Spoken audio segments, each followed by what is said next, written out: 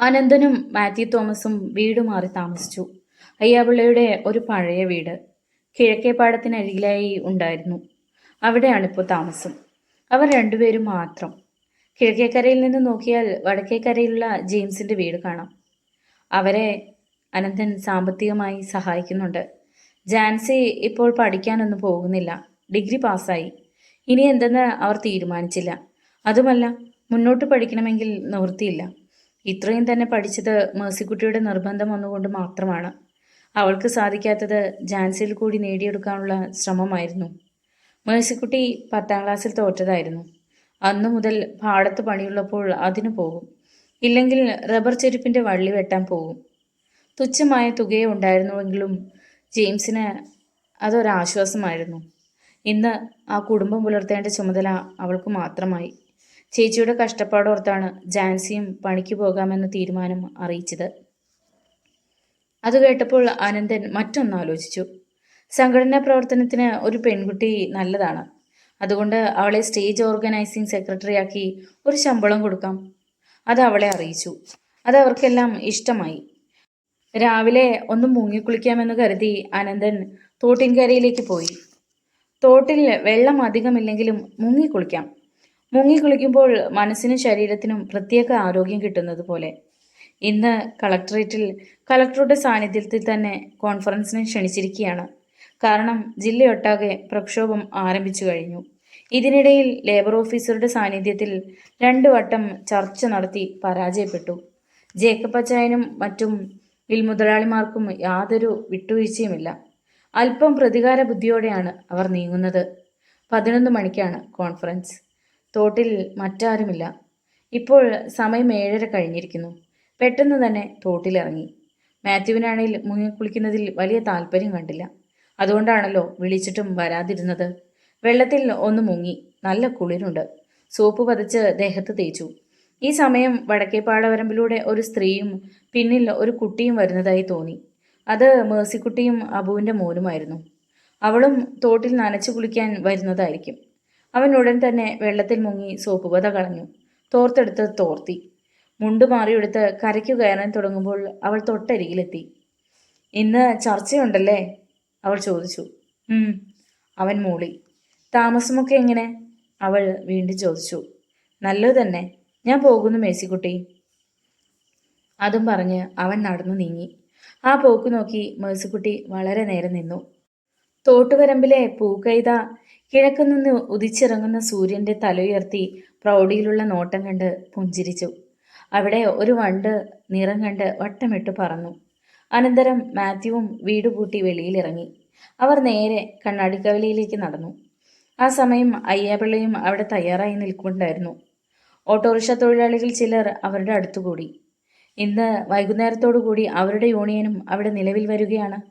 അനന്തൻ്റെയും മാത്യുവിൻ്റെയും നേതൃത്വത്തിൽ ചേലപ്പുഴ ഗ്രാമത്തിൽ അവകാശ സംരക്ഷണ മുന്നണി ഒരു ശക്തിയായി മാറിയിരിക്കുന്നു. കർഷക തൊഴിലാളികൾക്കിടയിലും കടന്നു ചെന്നു. ഇതിൽ മറ്റു പാർട്ടിക്കാർ ക്ഷുഭിതരാണ്. പ്രത്യേകിച്ചും അച്ചായൻ്റെ പാർട്ടിക്കാർ. 10:30 അവർ കളക്ടറേറ്റിൽ ചെന്നു. ദിവാകര പണിക്കരും അവരുടെ കുട്ടി നേതാക്കളും നേരത്തെ എത്തിയിരുന്നു. അനന്തനെയും മാത്യുവിനെയും കണ്ടപ്പോൾ ദിവാകര പണിക്കർ പുഞ്ചിരിക്കാൻ ശ്രമിച്ചു. അവരും ഒന്ന് പുഞ്ചിരിച്ചു. എന്നിട്ട് കളക്ടറുടെ ഓഫീസിന്റെ വരാന്തയിലേക്ക് നീങ്ങി നിന്നു. ഇന്നത്തെ ചർച്ചയും പൂർത്തീകരിക്കുമെന്ന് തോന്നുന്നില്ല, അയ്യാപിള്ള പറഞ്ഞു. എന്തെന്നർത്ഥത്തിൽ അനന്തൻ അയ്യാപിള്ളയെ നോക്കി. അയാൾ വന്നിട്ടില്ല, അയാൾ വരുത്തുമില്ല. കൂടാതെ മറ്റു മില്ലുടമസ്ഥരും വന്നിട്ടില്ല. പിന്നെയാ നേതാക്കൾ. അവർക്ക് ഇത് നീണ്ടുപോകുന്നതാ ഇഷ്ടം. തൊഴിലാളികളെ പട്ടിണി കിടത്തി പാഠം പഠിപ്പിക്കാൻ അഭാവം. അമർഷത്തോടു കൂടി തന്നെയാണ് അയാൾ പറഞ്ഞത്. മാത്യു അയ്യാപിള്ളയെ നോക്കി പറഞ്ഞു. ഇത് രാഷ്ട്രീയത്തിൻ്റെ ഒരു ഭാഗം മാത്രം. മുതലാളിത്തത്തിൻ്റെ ചെറിയൊരായുധം. നേതാക്കന്മാർ മാത്രം ചർച്ചയിൽ പങ്കെടുക്കാൻ വരും. ഒന്നും തീരുമാനമാകാതെ പിരിഞ്ഞു പോകും. പിന്നെ തൊഴിലാളികൾക്ക് മറ്റു മാർഗം. കോൺഫറൻസ് സമയമായെന്ന് അറിയിപ്പ് കിട്ടി. കളക്ടറുടെ ചേംബറിൽ വെച്ചായിരുന്നു. എല്ലാവരും അങ്ങോട്ട് നീങ്ങി. ലേബർ ഓഫീസറും എത്തിയിട്ടുണ്ട്. അനന്തനും മാത്യുവും അയ്യാപിള്ളയും കടന്നു ചെന്നു. ഒരു നിമിഷം ആ മുഖം കണ്ട് അനന്തനും മാത്യുവും ഒരുപോലെ അമ്പരന്നു.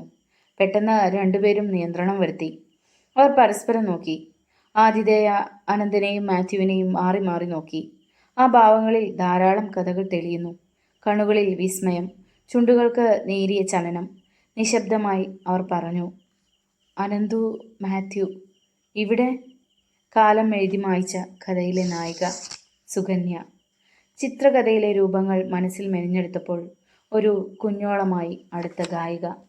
ആ രാഗത്തിൽ, ആ ഭാവത്തിൽ സ്വയം അലിഞ്ഞില്ലാതായ നിമിഷങ്ങൾ.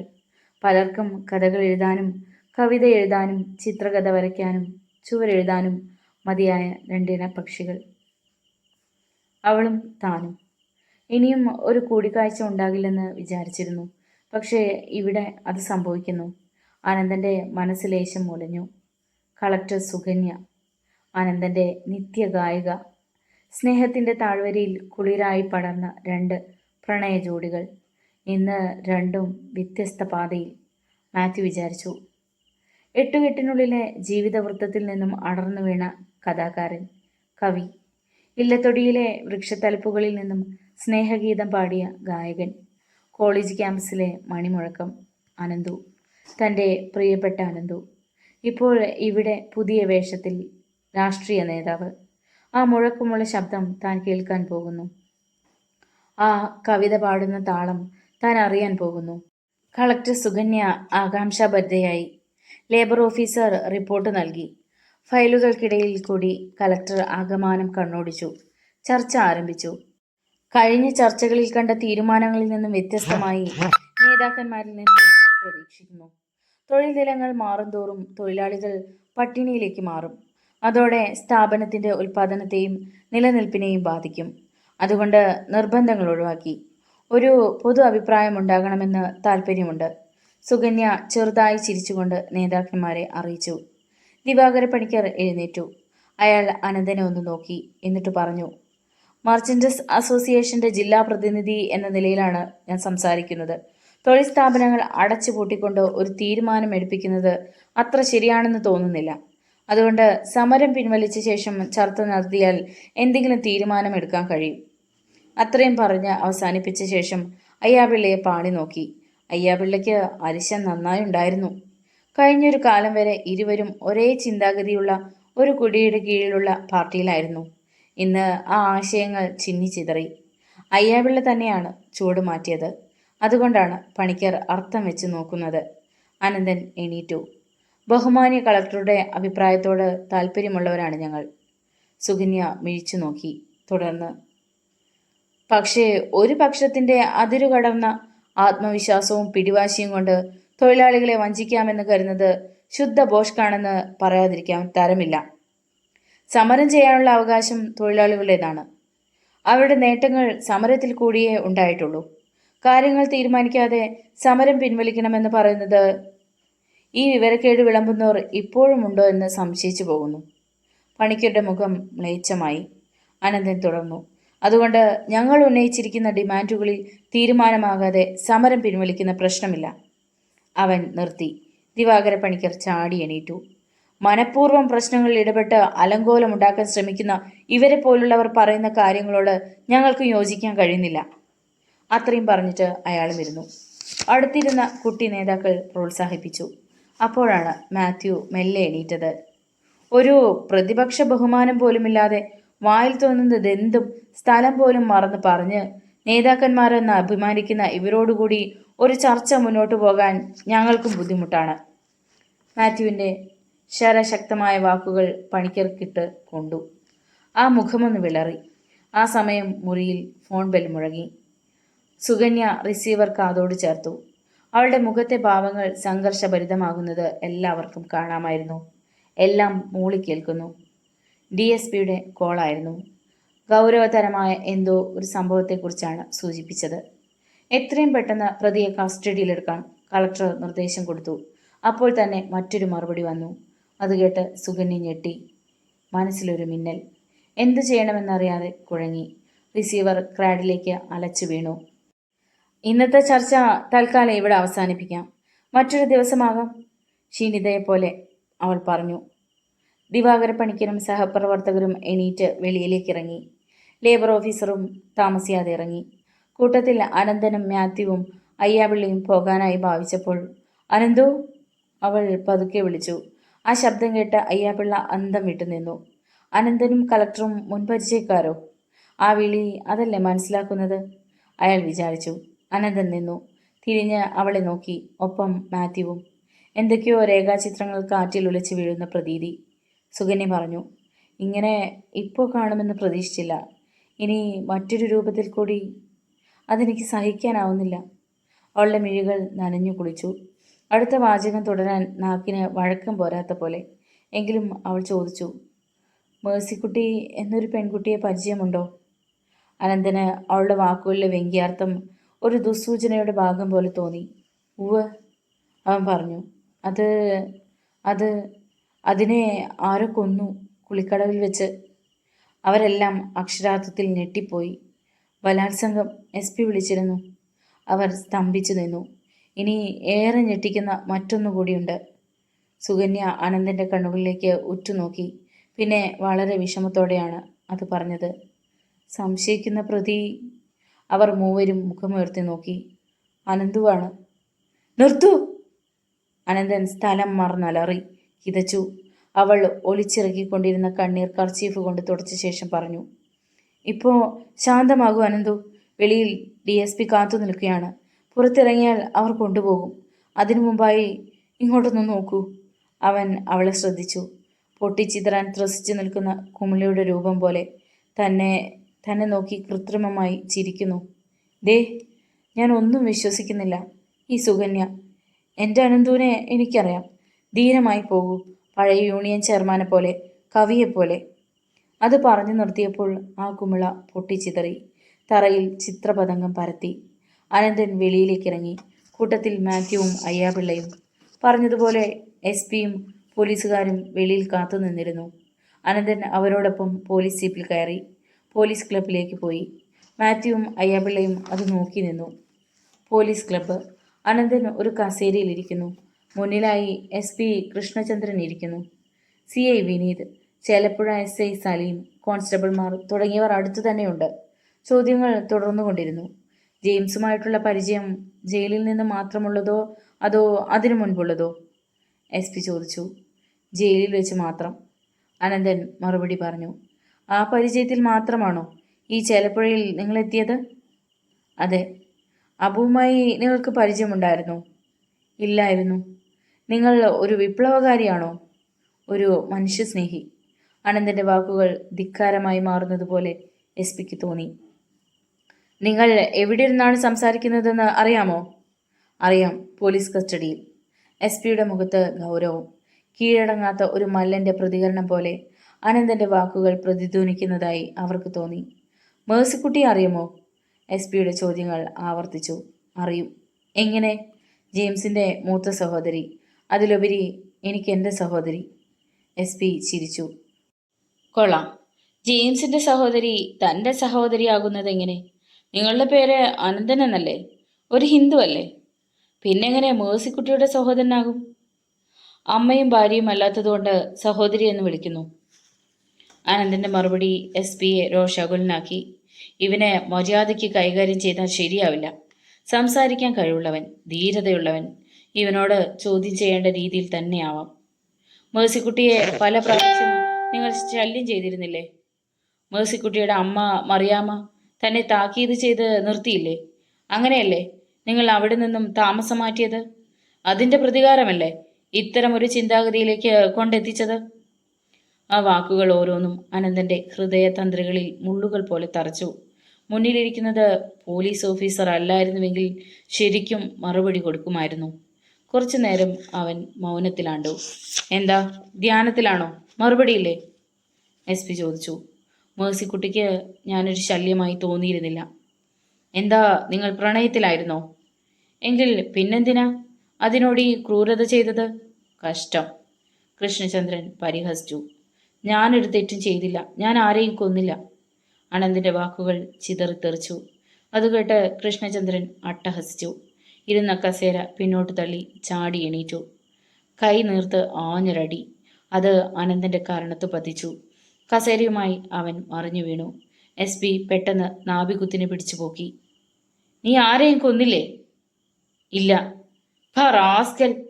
നാഭിക്കിട്ട് കൈമടക്കി ഒന്നുകൂടി കൊടുത്തു. ഇടിയുടെ ആഘാതത്താൽ അനന്തൻ കുനിഞ്ഞുപോയി. നീ ജയിലിൽ പോയത് എന്തിനായിരുന്നടാ? കുമ്പസരിക്കാനോ? SI സലീമിനെ നോക്കി. SP കണ്ണു കാണിച്ചു. സലീമിന് കാര്യം മനസ്സിലായി. പിന്നെ താമസിച്ചില്ല. അനന്തനെ പിടിച്ചുകൊണ്ട് പോലീസുകാരുമായി സലീം അകത്തെ മുറിയിലേക്ക് പോയി. സമയങ്ങൾ അധികം നീങ്ങിയില്ല. ടെലിഫോൺ ബിൽ മുഴങ്ങി. കൃഷ്ണചന്ദ്രൻ റിസീവർ എടുത്ത് ചെവിയോട് ചേർത്തു. Hello, SP Krishnachandran. Collector Sukanya മറുതലത്തിൽ മറുപടി. അനന്തനെ ചോദ്യം ചെയ്യുന്നു. SP മറുപടി.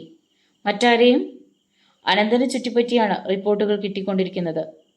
സംഭവസ്ഥലം SP സന്ദർശിച്ചോ? ഇല്ല, SP പറഞ്ഞു. കൊള്ളാം, ഭംഗിയായിരിക്കുന്നു. ഒരു കുട്ടിയെ കൂടി കാണാനില്ലെന്നുള്ള വിവരം കിട്ടിയോ? ഇല്ല, SP പറഞ്ഞു. പിന്നെ എന്തൊരു അന്വേഷണം? മുൻകൂട്ടി അറിഞ്ഞുള്ള തീരുമാനമോ?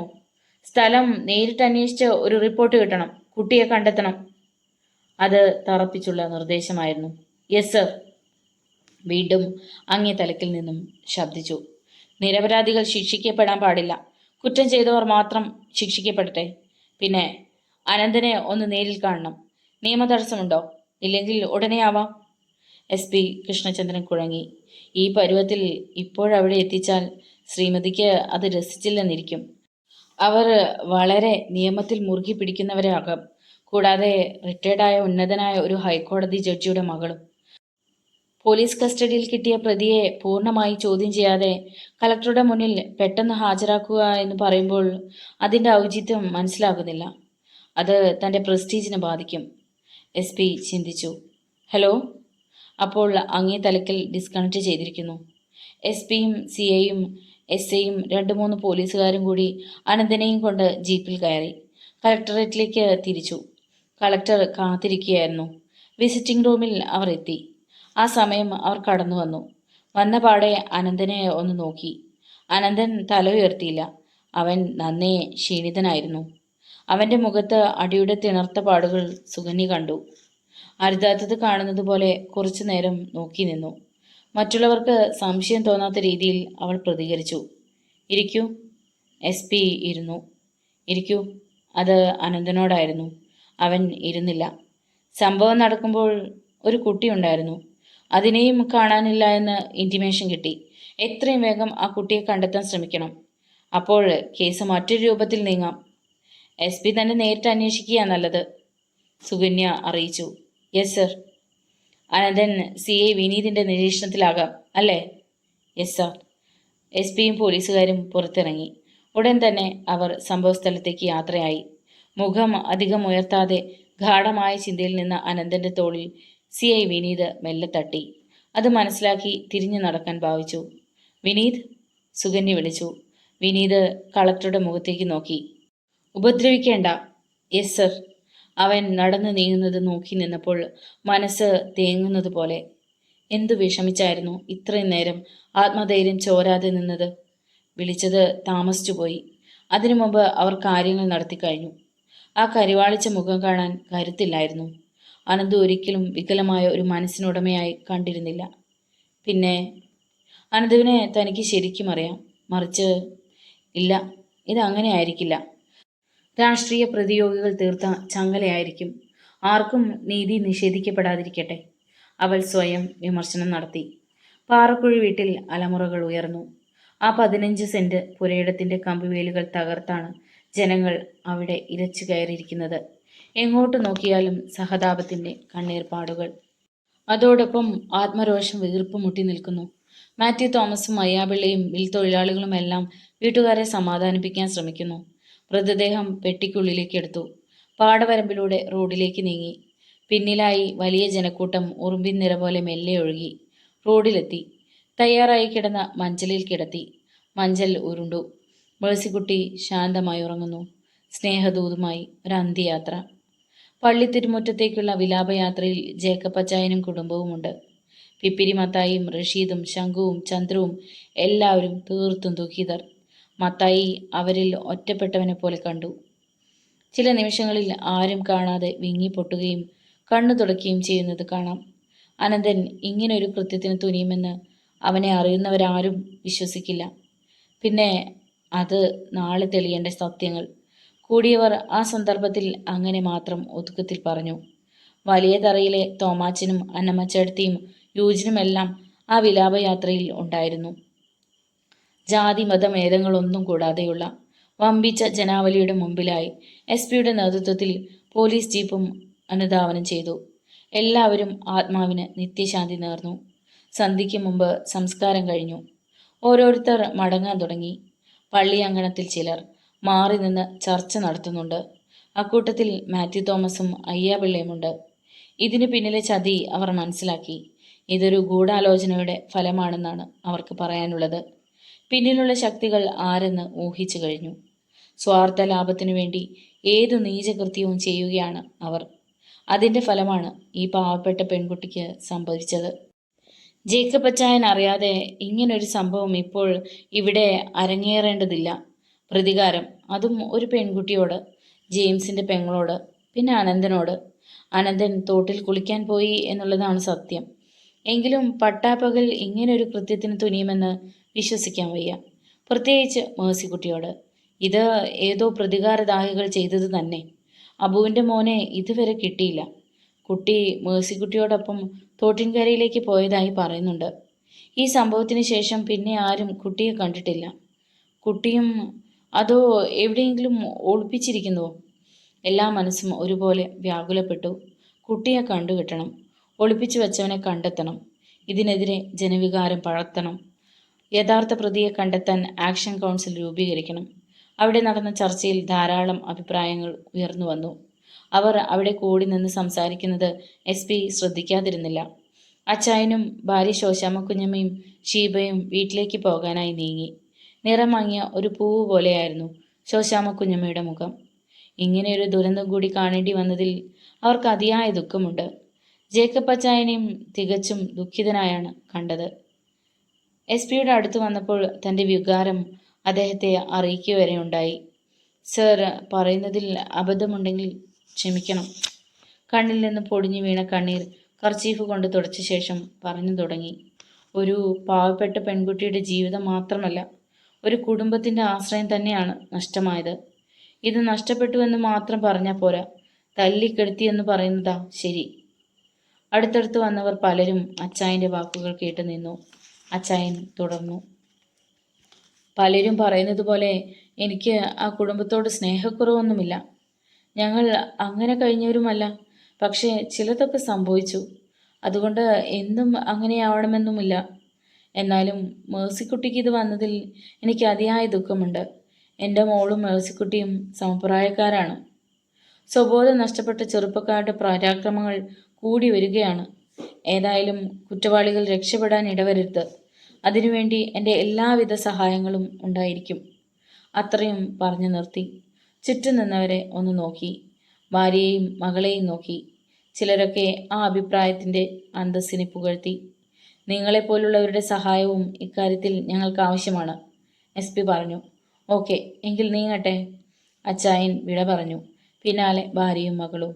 പള്ളിയുടെ മുൻവശത്തെ നടയിറങ്ങി ചെല്ലുമ്പോൾ ഡ്രൈവർ കാറുമായി എത്തിയിരുന്നു. ആ തൂവെള്ള കാറിൽ അവർ കയറി. കാർ മുന്നോട്ട് നീങ്ങി. ഇനി അധികം ആൾക്കാർ അവിടെ നിൽപ്പില്ല. കുറച്ച് കഴിഞ്ഞപ്പോൾ മാത്യു ഒരു ചുവന്ന പൂവുമായി പള്ളിയിൽ നിന്നും നിശബ്ദനായി മുന്നോട്ട് നടന്നു. പിന്നാലെ നിശബ്ദരായി വരിവരിയായി ഓരോരുത്തർ നീങ്ങി. SP ആ രംഗം കണ്ടു. അവർക്ക് പിന്നാലെ പോലീസ് ജീപ്പും മെല്ലെ ഓടിക്കൊണ്ടിരുന്നു. കൂടുതൽ പോലീസുകാരെത്തി. വലിയ 2 നീല വാൻ നിറയെ. ചേലപ്പുഴ ഗ്രാമം സായുധ സേനയുടെ മുന്നേറ്റത്തിൽ വിറകൊണ്ടു. പലരുടെയും മനസ്സുകൾ അതിവേഗം സഞ്ചരിച്ചു കൊണ്ടിരുന്നു. ആര് പ്രതി? ആര്? അനന്തൻ തന്നെയോ? എല്ലാവരും പരസ്പരം ചോദിക്കുന്ന ചോദ്യം. അനന്തൻ താമസിക്കുന്ന വീട് ഇപ്പോൾ പോലീസുകാരുടെ അന്വേഷണ സങ്കേതമാണ്. പലരെയും ചോദ്യം ചെയ്യുന്നു. ചിലരൊക്കെ നിന്ന് വിറയ്ക്കുകയായിരുന്നു. മാത്യു തോമസ്, അയ്യാപിള്ള, തങ്കപ്പൻ, റഷീദ്, പിപ്പിരി മത്തായി, ശങ്കു, ചന്ദ്രു എന്നിവരെയും മാറി മാറി ചോദ്യം ചെയ്തു. SP ആലോചനയിലാണ്ടു. ഇനി യൂജിൻ. ഈ സമയം വെളിയിൽ നിന്നും 2 പോലീസുകാർ യൂജിനുമായി കടന്നു വന്നു. SP-യെ കണ്ട് അവൻ കൈകൂപ്പി. കൃഷ്ണചന്ദ്രൻ അവനെ രൂക്ഷമായി നോക്കി. ആ ദേഹമാകെ ഒന്നൊഴിഞ്ഞു. ഗൗരവത്തിൽ തന്നെയാണ് ചോദിച്ചത്. ഇന്ന് രാവിലെ മേഴ്സിക്കുട്ടിയുമായി നിങ്ങൾ എവിടെയായിരുന്നു പോയത്? മേഴ്സിക്കുട്ടിയെ ഇന്ന് ഞാൻ കണ്ടിട്ടില്ല, യൂജിൻ മറുപടി പറഞ്ഞു. SP ഒന്നുകൂടി രൂക്ഷമായി നോക്കി. നിങ്ങൾ പോയില്ലേ? നിങ്ങളെ ഒരുമിച്ച് കണ്ടതായി ആരെങ്കിലും പറഞ്ഞാലോ? ഇപ്പോൾ അവൻ ഞെട്ടി. അവിടെ നിന്നവരെയൊക്കെ മാറി മാറി നോക്കി. എല്ലാവരും പരുന്തുറാഞ്ചുന്ന കോഴിക്കുഞ്ഞുങ്ങളെപ്പോലെ ചിറകൊതുക്കി പതുങ്ങി നിന്നു. അല്പമെങ്കിലും തല ഉയർത്തി നിന്നത് മാത്യു തോമസ് മാത്രമായിരുന്നു. എസ് പി തൻ്റെ ചോദ്യത്തിൻ്റെ തുടർച്ചയെന്നോളം പറഞ്ഞു. നിങ്ങൾ ഒരു നഴ്സിംഗ് ഹോമിൻ്റെ വാതിൽക്കൽ നിൽക്കുകയായിരുന്നില്ലേ? ഇല്ല, അവൻ്റെ മറുപടി. പിന്നെ എവിടെയായിരുന്നു? ഞാൻ മേഴ്സിക്കുട്ടിയെ കണ്ടില്ല, യൂജിൻ തറപ്പിച്ചു പറഞ്ഞു. എസ് പി ശബ്ദമുയർത്തി ചിരിച്ചു. ആ മുഴക്കം രാത്രിയുടെ നിശബ്ദതയിൽ പേടി പകരുകയായിരുന്നു. ചിരി നിർത്തിയ ശേഷം, ശരി, ഇന്ന് നിങ്ങൾ മേഴ്സിക്കുട്ടിയെ കണ്ടില്ല, സമ്മതിച്ചു. മേഴ്സിക്കുട്ടി നിങ്ങളെ കണ്ടോ? ആ ചോദ്യത്തിൻ്റെ കുഴഞ്ഞ രൂപം അവനെ ആശങ്കയിലാക്കി. സെക്കൻഡുകൾക്ക് ശേഷമാണ് മറുപടി നൽകാൻ കഴിഞ്ഞത്. ഇല്ല. കൃഷ്ണചന്ദ്രൻ ഇരുത്തിമൂളി. ആലോചിച്ച ശേഷം വീണ്ടും ചോദിച്ചു. ഈ സംഭവം നടന്നത് എപ്പോഴാണെന്നറിയാമോ? യൂജിൻ പരുങ്ങി. രാവിലെ 8 മണി കഴിഞ്ഞു കാണും. ഈ സമയം നിങ്ങൾ എവിടെയായിരുന്നു? വീട്ടിലുണ്ടായിരുന്നു. ആരുടെ വീട്ടിൽ? എൻ്റെ വീട്ടിൽ. അനന്തനെ അറിയുമോ? ഇവിടെ വന്നപ്പോൾ അറിഞ്ഞു. അറിഞ്ഞ സ്ഥിതിക്ക് ആളെങ്ങനെ? നല്ല മനുഷ്യൻ. എങ്ങനെ? സംസാരത്തിൽ നിന്ന്. അങ്ങനെ ഒരാളെക്കുറിച്ച് പറയുവാൻ കഴിയുമോ? കുറച്ചൊക്കെ. എങ്കിൽ മേഴ്സിക്കുട്ടിയുടെ ഇന്ന് രാവിലത്തെ സംസാരത്തിൽ നിന്നും എന്തു മനസ്സിലായി? ഇന്നൊന്നും പറഞ്ഞില്ല. കൃഷ്ണചന്ദ്രൻ്റെ ചിരി വീണ്ടും മുഴങ്ങി. അപ്പോൾ ആ പറഞ്ഞതിൻ്റെ അർത്ഥം ഇന്ന് കണ്ടു, പക്ഷേ ഒന്നും പറഞ്ഞില്ല എന്നല്ലേ? എസ് പി കസേരയിൽ നിന്ന് എണീറ്റു. പതുക്കെ യൂജിൻ്റെ അടുത്തേക്ക് ചെന്നു. ഇടതു കൈപ്പത്തി കൊണ്ട് അവൻ്റെ കവിളിൻ്റെ ഇരുവശത്തും അമർത്തി. താടി മേൽപോട്ട് ഉയർത്തി ചോദിച്ചു. ആ കുട്ടി എവിടെ? അബുവിൻ്റെ കുട്ടി. യൂജിൻ്റെ കണ്ണിൽ കൂടി കണ്ണീർ ധാരയായി ഒഴുകാൻ തുടങ്ങി. അറിയില്ല സർ. അത് പറഞ്ഞതും കരണക്കുട്ടിക്ക് ഒരടി കൊടുത്തതും വൈകിയില്ല. അവൻ മരവിച്ച് നിന്നുപോയി. എസ് പി പോലീസുകാരോടായി മൂളി. അവർ യൂജിനുമായി വെളിയിലേക്ക് പോയി. പിപ്പിരിയെയും റഷീദിനെയും ശംഖുവിനെയും ചന്ദ്രുവിനെയും കൃഷ്ണചന്ദ്രൻ അടുത്തു വിളിച്ചു. അവർ മുന്നോട്ട് നീങ്ങി നിന്നു. മത്തായി ആകെ ക്ഷീണിതനായിരുന്നു. അവരെ ക്രൂരമായി തന്നെ എസ് പി നോക്കി. ഞാൻ ഇനിയും വിളിക്കും, അപ്പോൾ വരണം. യാതൊരു കാരണവശാലും നാട് വിട്ടു പോകാനുള്ള ശ്രമം ആരും നടത്തരുത്. അത് അപകടമാണ്. പൊയ്ക്കോളൂ. അത് ഒരു താക്കീതായിരുന്നു. ആ 4 സംഘം കൈകൂപ്പിക്കൊണ്ട് വെളിയിലേക്ക് ഇറങ്ങി. യൂജിനെക്കുറിച്ച് പരാതി പൊങ്ങിയതുകൊണ്ടായിരുന്നു ചോദ്യം ചെയ്തത്.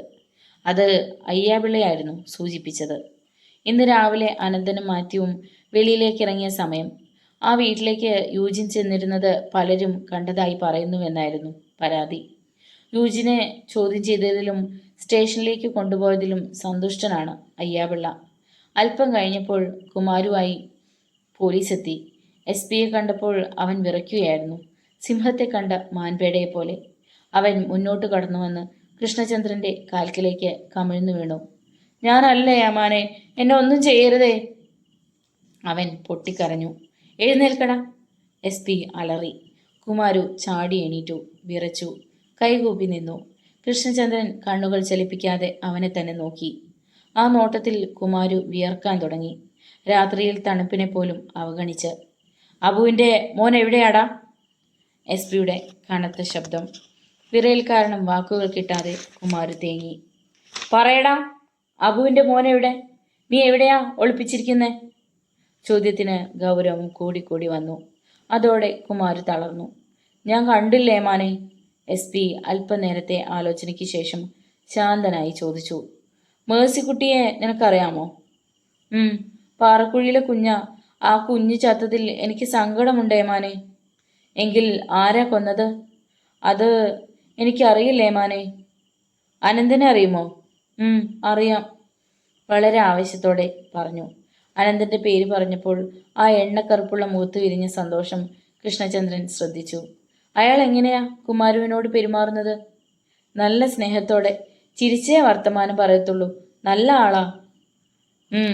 കുമാരു മാളികയിലെ പണിക്കാരനല്ലായിരുന്നോ? എന്തിനാ അവിടെ നിന്ന് പോന്നത്? അനന്തം പറഞ്ഞിട്ടാണോ? അല്ലേ അമ്മാനെ, അല്ല. ദൈവദോഷം പറയരുത്. ഇപ്പോൾ അനന്തൻ്റെ കൂടെയാണോ? കുമാരു തെല്ല അഭിമാനത്തോടെ പറഞ്ഞു. അതെ. എങ്കിൽ ആ കുട്ടിയെ എവിടെ ഒളിപ്പിക്കാനാ അനന്തം പറഞ്ഞത്? ടീപ്പോയിലെ സ്ഫടിക വെയിറ്റ് കറക്കിക്കൊണ്ട് വളരെ ലാഘവമായിരുന്നു ആ ചോദ്യം. പറഞ്ഞില്ല. പിന്നെ മാത്യു ആണോ പറഞ്ഞത്? മാത്യുവിനെയും കുമാരനെയും കൃഷ്ണചന്ദ്രൻ മാറി മാറി നോക്കി. കുമാരു മാത്യുവിനെ നോക്കി. മാത്യു നിസ്സംഗനെ പോലെ നിന്നു. SP ശബ്ദമുയർത്തി, ചോദിച്ചു കേട്ടില്ലേ? മാത്യു ആണോന്ന്? അല്ല, അവൻ വിറച്ചു. പേടിച്ചാണോ പറയാതിരിക്കുന്നത്? ആണോന്ന്? SP രൂക്ഷമായി മാത്യുവിനെ നോക്കി. അയ്യാപിള്ള അമ്പരന്നു. ചതി, ചതി, അയാൾ മനസ്സിൽ പറഞ്ഞു. കുമാരുവിന് പറ്റിയ അബദ്ധമാണ് ആ വാക്കെന്ന് മാത്യുവിന് മനസ്സിലായി. പാവം, അവൻ അങ്ങനെയേ വിചാരിച്ചുള്ളൂ. ഇവരെ രണ്ടുപേരെയും കൊണ്ടുപോകൂ, കൃഷ്ണചന്ദ്രൻ പറഞ്ഞു. പോലീസുകാർ മാത്യുവിനെയും കുമാരനുവിനെയും പിടിലേക്ക് പിടിച്ച് മുന്നോട്ട് തള്ളി. അവർ മുന്നോട്ടാഞ്ഞു. വണ്ടിയിലേക്ക് വീണ്ടും തള്ളിയിട്ടു. അയ്യാപിള്ളയുടെ മനസ്സ് നൊന്തു. മാത്യു തോമസിനെ വണ്ടിയിൽ കയറ്റിയതിൽ അമർഷം ആളിക്കത്തി. എതിർത്ത് പറയണമെന്നുണ്ടായിരുന്നു. പേടിച്ചല്ല പറയാതിരുന്നത്. താനും കൂടി അകത്തായാൽ പുറത്തെ സംഭവങ്ങളൊന്നും അറിയാൻ കഴിയില്ല. നാട്ടിലുള്ള എല്ലാവരെയും ചോദ്യം ചെയ്തിട്ടും ജേക്കബിനെ ചോദ്യം ചെയ്തില്ല.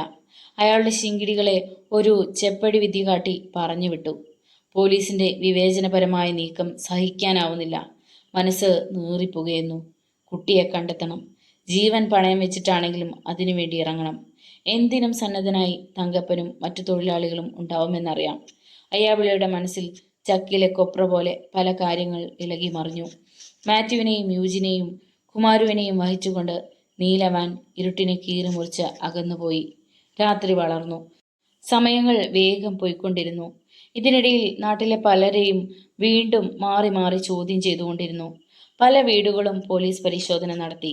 എങ്ങനെയും കുട്ടിയെ കണ്ടെടുക്കണം. അബുവും നബീസയും തളർന്നു കിടപ്പാണ്. അവരെ സമാധാനിപ്പിക്കാൻ എല്ലാവരും നന്ദി വിഷമിച്ചു. തോട്ടുവക്കത്തെ കൈതയ്ക്കിടയിലും കൈത്തോട്ടിലും കിണറുകളിലുമെല്ലാം അന്വേഷണം നടന്നു. പോലീസുകാരെ പോലെ തന്നെ നാട്ടിലെ മിടുക്കരായ ചെറുപ്പക്കാരും മിൽ തൊഴിലാളികളുമെല്ലാം പരിസരങ്ങൾ അരിച്ചു പെറുക്കി നടന്നു. അവസാനം അവർ ചെന്നെത്തിയത് വലിയ തറയിലെ പറമ്പിൽ. അവിടെ ഒരു ഭാഗത്തായി കളയും പണിയും ചെല്ലാതെ പുല്ലാഞ്ഞിവള്ളി പടർന്നു കിടക്കുന്ന ചീങ്കണ്ണിക്കല്ലിന്റെ മറവിൽ ഒരു നേരിയ ഞരക്കം. എല്ലാ ടോർച്ചുകളും അങ്ങോട്ടേക്ക് കണ്ണു തെളിച്ചു. അവർ അവനെ കണ്ടു. അബുവിന്റെ കുട്ടിയെ. പേടിച്ചരണ്ട് കൈകൾ രണ്ടും മാറോടടുക്കി തല ചെരിച്ച് കണ്ണു മഞ്ചിച്ച് അവൻ നോക്കി. പൊതുവെ നെടുവീർപ്പുകളുടെ ആശ്വാസ സ്വരങ്ങൾ അവിടെ ഉയർന്നു. കുട്ടി നന്നേ ക്ഷീണിച്ചിട്ടുണ്ട്. അവൻ വെമ്പൽ കൊണ്ടാണ് നോക്കുന്നത്. അയ്യാപിള്ള കുട്ടിയുടെ അടുത്തേക്ക് ചെന്നു. അവൻ അയാളെ സൂക്ഷിച്ചു നോക്കി. കുട്ടിക്ക് ഏറ്റവും പരിചയമുള്ളതും അടുപ്പമുള്ളതുമായ ഒരാൾ അയ്യാപിള്ളയായിരുന്നു. ഒന്നും ആലോചിച്ചില്ല. കുട്ടിയെ കോരിയെടുത്ത് തോളിലിട്ടു. ആ തോളിൽ അവൻ തളർന്നു കിടന്നു. പോലീസുകാരുടെ നിർദ്ദേശപ്രകാരം അനന്തന്റെ വാടക വീട്ടിലേക്കാണ് കുട്ടിയെ കൊണ്ടുപോയത്. എന്നാൽ മയങ്ങിക്കിടന്ന അബുവിൻ്റെയും നബീസയുടെയും കാതുകളിലും ആ ആശ്വാസവാർത്ത ഞൊടിയിടയ്ക്കുള്ളിൽ എത്തി. എല്ലാ ക്ഷീണവും വിട്ട് രാത്രിയിൽ അവർ ഓടിച്ചെന്നപ്പോൾ ഭിത്തിയോട് ചേർത്തിട്ടിരിക്കുന്ന കട്ടിലിൽ കുട്ടി ചാരിയിരിക്കുന്നു. ആരോടും ഒന്നും പറയാതെ.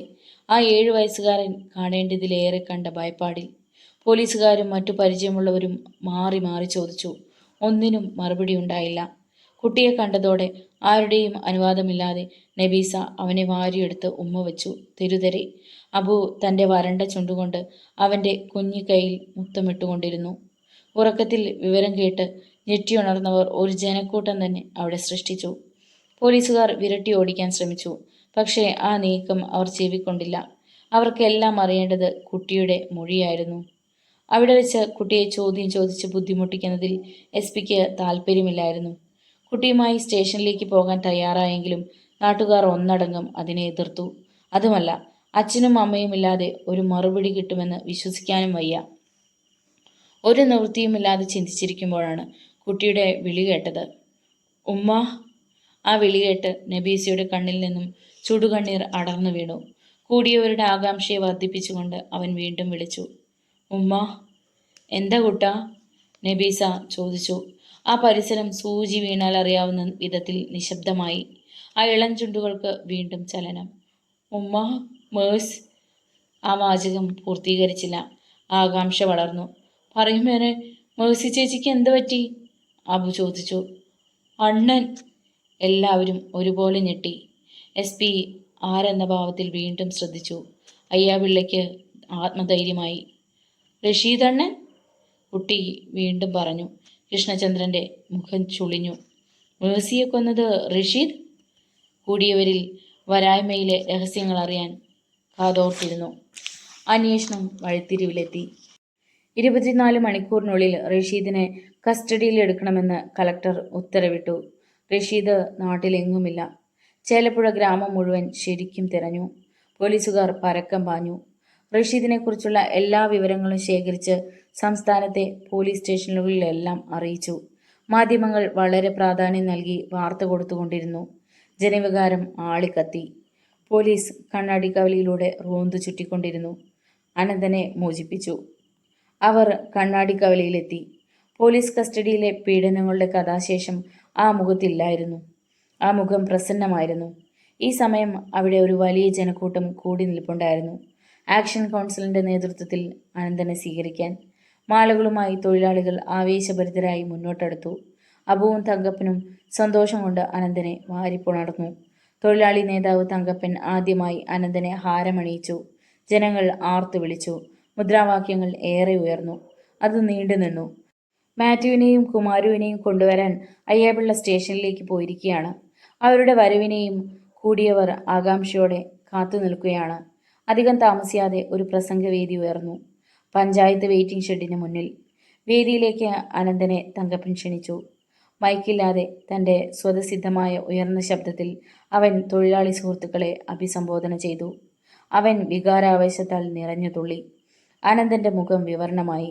തൊട്ടടുത്ത് അബുവുമിരുന്നു. പ്രിയപ്പെട്ടവരെ, വളരെ ദയനീയമായൊരു സംഭവം നമ്മുടെ നാടിനെ വേദനിപ്പിക്കുമ്പോൾ, ലജ്ജിപ്പിക്കുമ്പോൾ നിങ്ങളോട് കുറച്ച് വാക്കുകൾ പോലും പറയാൻ ഞാൻ വിഷമിക്കുകയാണ്. മനുഷ്യമൃഗങ്ങളുടെ വിളയാട്ടങ്ങൾ ഇവിടെ ശക്തി പ്രാപിച്ചിരിക്കുന്നു. നിങ്ങളെ ഇല്ലാതാക്കാൻ അവർ ശ്രമിക്കുന്നു. അതിൻ്റെ ദുരന്തഫലം നാം ഇന്നലെ കണ്ടു, ഇല്ലേ? ഒരു നിമിഷം ശബ്ദം താഴ്ന്ന് വാക്കുകൾ വിറയലോടെ അടർന്നു വീണു.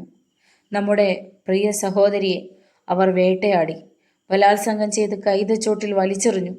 നമ്മുടെ മേഴ്സിക്കുട്ടിയെ, നിങ്ങളുടെയും എൻ്റെയും കുഞ്ഞനുജത്തിയെ. എന്നിട്ട് തീർന്നോ? ഇല്ല. ആ നീചൻ നമ്മളിൽ പലരെയും പോലീസിൽ സ്വാധീനം ചെലുത്തി പീഡിപ്പിക്കുന്നു.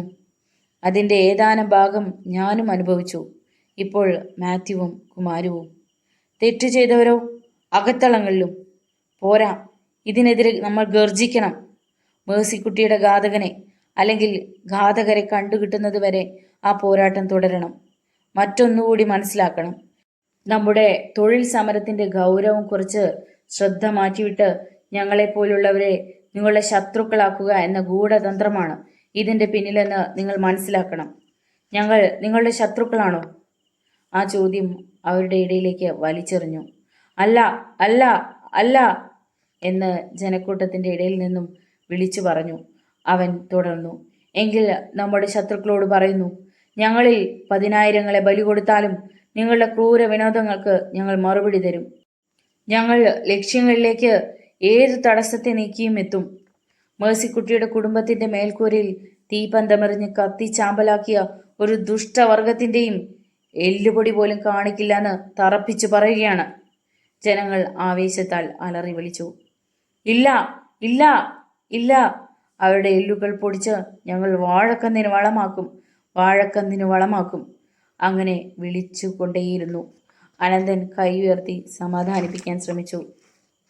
ഒട്ടു ശാന്തമായപ്പോൾ പ്രസംഗം തുടർന്നു. ഏതാനും സെക്കൻഡ് പിന്നിട്ടപ്പോൾ ആ പുരുഷാരത്തിനടുത്ത് ഒരു ഓട്ടോ വന്നു നിന്നു. മാത്യു കി ജയ്, കുമാരു കി ജയ്, അയ്യാപിള്ള കി ജയ്. ആ വിളികൾക്കിടയിൽ മാത്യുവും അയ്യാപിള്ളയും കുമാരുവും അതിൽ നിന്നും ഇറങ്ങി. മാലകൾ ഓരോന്നായി അവരെയും അണിയിച്ചു. കുമാരു നഗ്നമായ മാറിടം വിരിച്ച് മാത്യുവിനോടും അയ്യാപിള്ളയോടുമൊപ്പം പ്രസംഗവേദിയിലേക്ക് തന്നെയാണ് പോയത്. അനന്തൻ അവരെ കെട്ടിപ്പിടിച്ച് ആശ്ലേഷിച്ചു.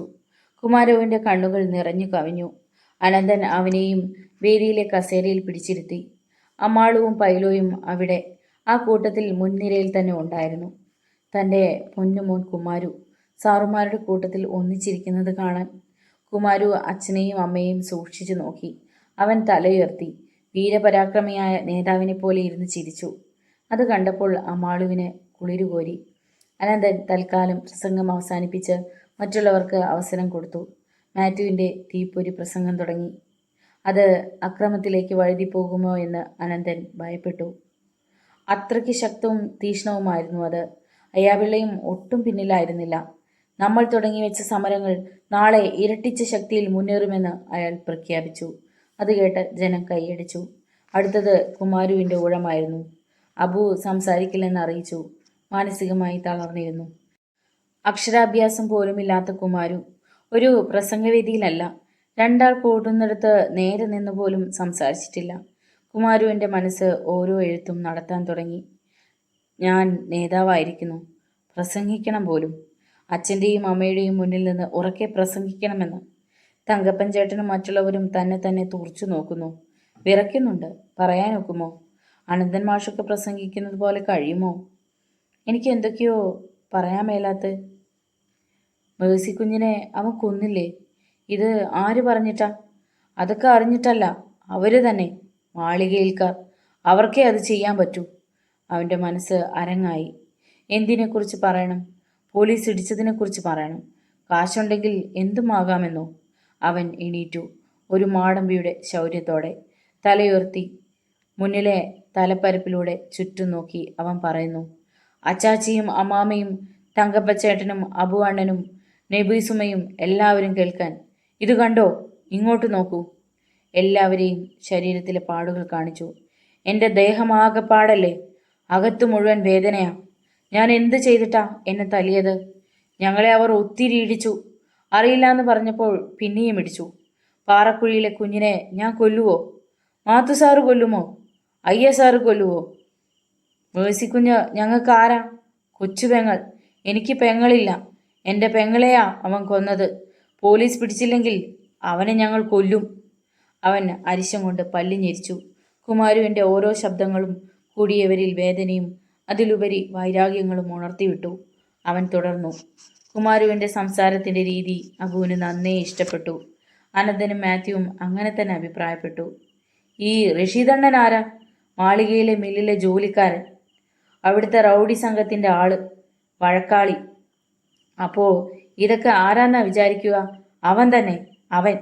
കുമാരുവിന് ഒന്നറിയാം, ഇനി ഞങ്ങളെ ഇടിച്ചാൽ ഇടിക്കുന്നവരുടെ പല്ലും നഖവും ഞങ്ങൾ ഊരും, ചിലപ്പോൾ കൊല്ലും, ഓർത്തോ. അങ്ങനൊരു താക്കീതോടെയാണ് കുമാരുവിൻ്റെ വാക്കുകൾ അവസാനിച്ചത്. കൂടിയവർ കൈയടിച്ച് പ്രോത്സാഹിപ്പിച്ചു. അപ്പോഴാണ് ആൾക്കൂട്ടത്തിൻ്റെ ഗൗരവമറിയാതെ മാളികയിലെ ഷീബ അതിലെ കാറിൽ കടന്നു വന്നത്. അത് മനസ്സിലാക്കിയ ആൾക്കാർ ആ കാർ തടഞ്ഞിട്ടു. അവൾ ഞെട്ടി. കാറിനെ വളഞ്ഞു തട്ടിയും മുട്ടിയും ബഹളം വെച്ചു. അക്രമാസക്തമാവുമെന്ന് കണ്ടുനിന്ന പലർക്കും തോന്നി. കാറിൻ്റെ പുറകിലെ ചില്ല് തകർത്തു. സ്ത്രീകൾ തന്നെയായിരുന്നു കാറിനെ മുഖ്യമായും വലയം ചെയ്തിരുന്നത്. അവർ കാറിനുള്ളിൽ നിന്നും ഷീബയെ വലിച്ചിറക്കാൻ ശ്രമിക്കുന്നു. ആ ശരീരം വലിച്ചുലയ്ക്കുന്നു. അവൾ പൊട്ടിക്കരഞ്ഞുകൊണ്ട് കൈകൂപ്പി യാചിച്ചുകൊണ്ടിരുന്നു. തൊട്ടുപോകരുത്! ഒരു ഗർജനം അതിശക്തിയായി അടിച്ചു. ആ ശബ്ദം എല്ലാവരും തിരിച്ചറിഞ്ഞു. ആ ശബ്ദം അനന്തിൻ്റേതായിരുന്നു. അവനോടൊപ്പം മറ്റു നേതാക്കളും അവിടേക്ക് ഓടിയെടുത്തു. പിന്മാറൂ! ആ കുട്ടിക്ക് ഒരു പോറൽ പോലും ഏൽക്കരുത്! എല്ലാവരും പിന്മാറി. ഷീബ അയാളെ നോക്കി. സുന്ദരനായ ഒരു ചെറുപ്പക്കാരൻ. ഇയാളാണോ അനന്തൻ? ആയിരിക്കാം. അവൾ അറിയാതെ കൈകൂപ്പിപ്പോയി. അനന്തൻ കാറിനോടടുത്തു നിന്നു. അവളോടായി പറഞ്ഞു. ഉപ്പ് തിന്നുന്നവനെ വെള്ളം കുടിക്കേണ്ടതുള്ളൂ. അത് കുടിക്കും. അത് കുടിപ്പിക്കാതെ ഞങ്ങൾ വിടില്ല. പൊയ്ക്കോളൂ. അവൾ ഒന്നുകൂടി അവനെ നോക്കി. കാർ മുന്നോട്ട് നീങ്ങി. അത് അകന്നു പോകുന്നത് നോക്കി നിരാശയോടെ പലരും നിന്നു, അതിലുപരി പകയോടെ. അപ്പോഴാണ് പോലീസ് ജീപ്പ് ഇരമ്പി പാഞ്ഞു വന്നത്. 2-3 പോലീസുകാർ അവിടെ ഉണ്ടായിരുന്നെങ്കിലും അവർക്ക് ഒന്നും ചെയ്യാൻ കഴിഞ്ഞില്ല.